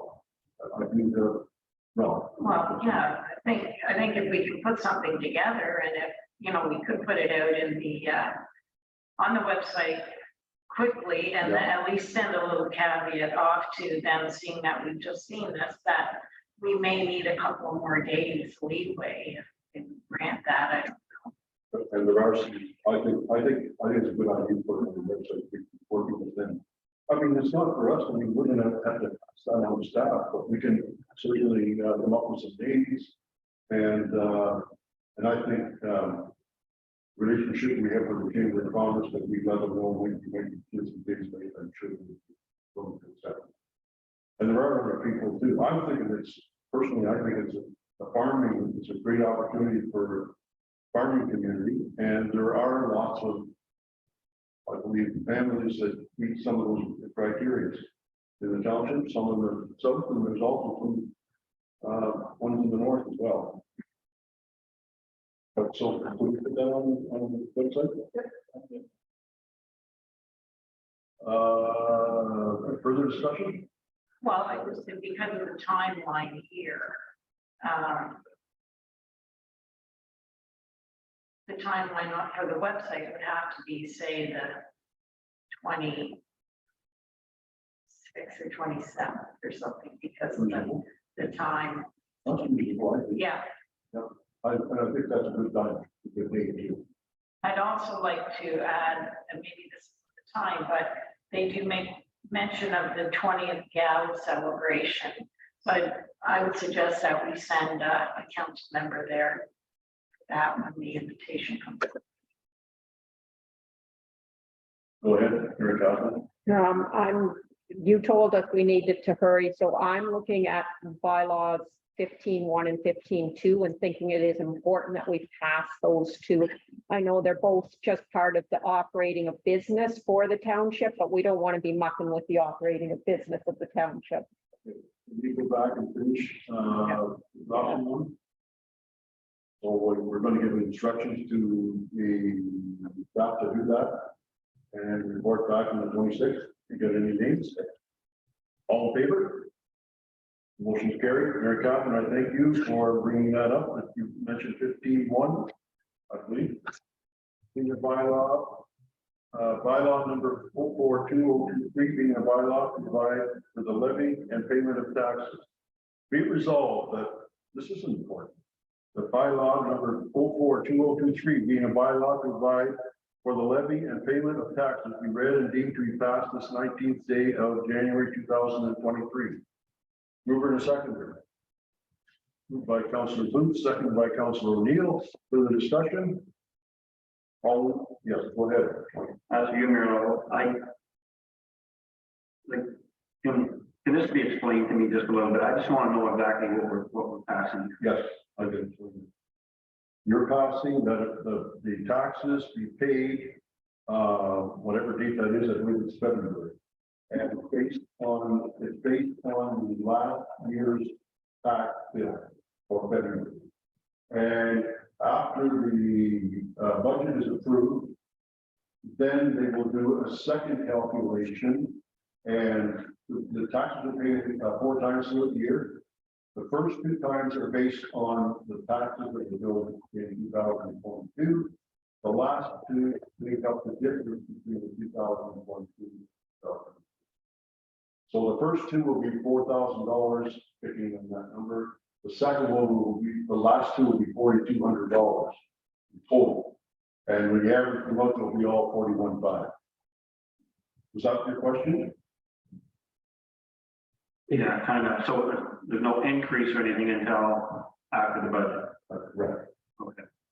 just allows the town to start with the process of collecting the first round of taxes, which we know, I mean, based on, like the mayor said, based on last year's taxes, but it gets it going so that we're not waiting for the budget to pass and then you get whacked with a double payment or something in March or April, right? So, Well, that's true, and not only that, but we've got to pay bills, and township has to pay yeah, bills. and that's the next one where it says that they can borrow money, right? It's the same thing. The township has to operate. And before, we can't hold for the budget, so we're going with paying bills and stuff like that until the budget passes and then it'll change. But there's no increases or anything. Not yet. Or decreases, either. Because it could be a decrease too. You could actually, you bill the first two based on last year, and then you bill the last two based on the reduction. Which I don't know if it's gonna happen. We did have a year with no increase. Okay, so that was bylaw 15-1, all in favor? Is carried. Motion or 15-2, bylaw number 052023, being a bylaw to authorize the borrowing of money to meet current expenditures of the council of the corporation of the township of Allen Cullinan for the year 2023. Be it resolved that bylaw number 05203 being a bylaw to authorize the borrowing of money to meet the current expenditures of the council of the corporation of the township of Allen Cullinan for the year 2023 be read and deemed to be passed this 19th day of January 2023. Mover and a seconder, moved by Councillor O'Neill, seconded by Councillor Booth. Discussion? Yes, go ahead, Mike. For you, Mayor, also, just a thought. The 40,000, because why couldn't we use the money from the a lot down on Connecticut or down on Shawana Drive instead of borrowing that full amount, and then replace that money with as the budget comes in.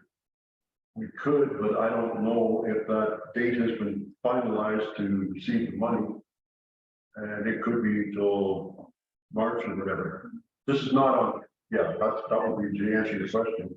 This is not unusual for the township to do, and all the municipalities to do that as well. Just trying to save some interest.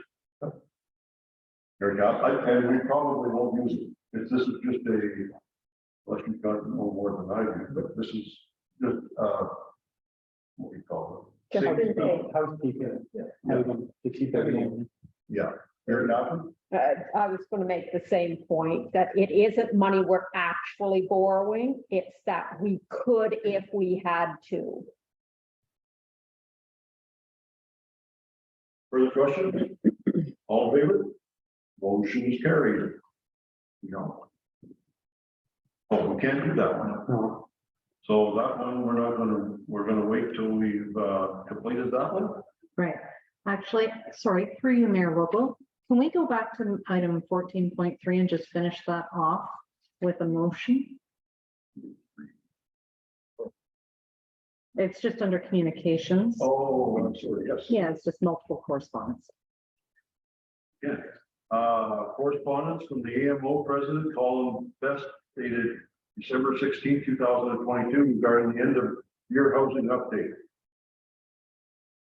And the Roma Communications dated December 20th, 2022, regarding the news from Roma, and AMO Communications dated December 15th, 2022, regarding December 22nd, 2022, January 5th, 2023, and January 12th, 2023, regarding the AMO watch file. Mover and seconder.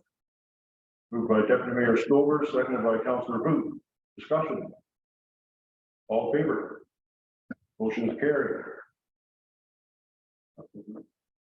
Does anyone have any announcements or notice of the motion? We'll go through really. Mary Catherine.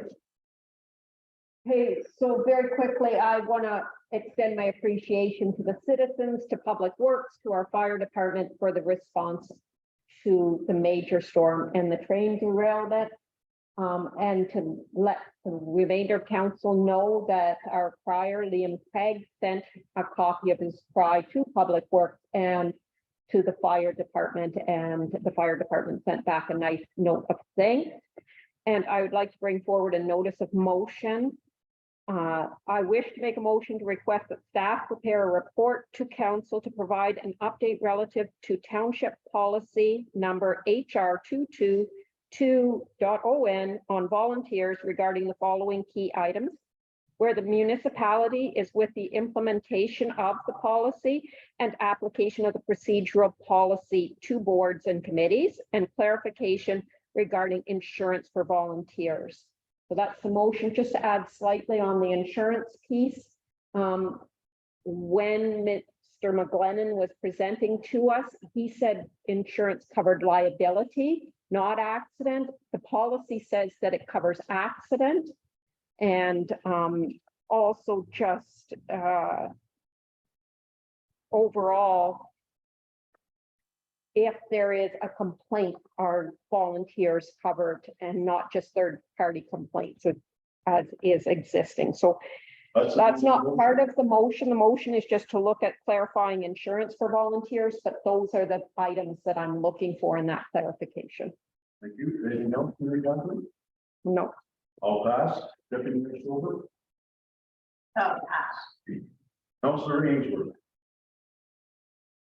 Yesterday, I had some time, so I went down to visit Impact Canada in Lower Trent County.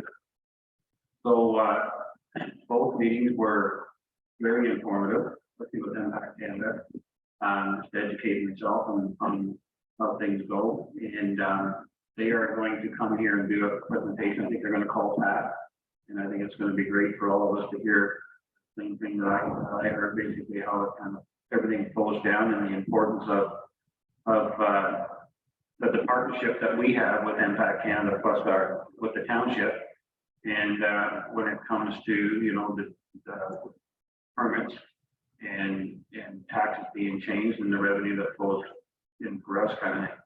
So on a timely manner. So I thought that was great. And yeah, you know, we're talking with Daryl. He seems to have a lot of that already, under control. And so I'm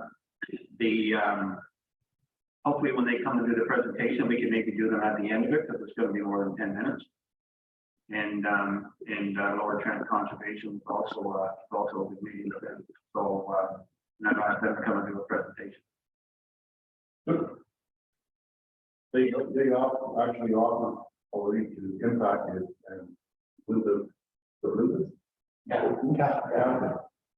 Anyways, Pat was arranging one for the coming council. Anything else? Anything else? No. Thank you. Thank you. Councilor Booth. Nothing at this time. Okay. We did it. Not one. Okay, that concludes the open portion of the meeting until we have a close, and then we'll come back to finish off the end of the open meeting. Well, I'm going to ask for a motion to recess to the closed session. The council of the township of Allen will be recessed to a closed session under section 239(2) to consider personal matters from an identifiable individual, including municipal or local board employees, relative to the review of applications for the township committee, with the CAO and deputy clerk remaining in attendance, and we're going to close at 3:47. Mover and seconder, please. Moved by Councilor Booth, seconded by Councilor Ainsworth. All in favor? Carried. You need a minute to shut down, Yolanda?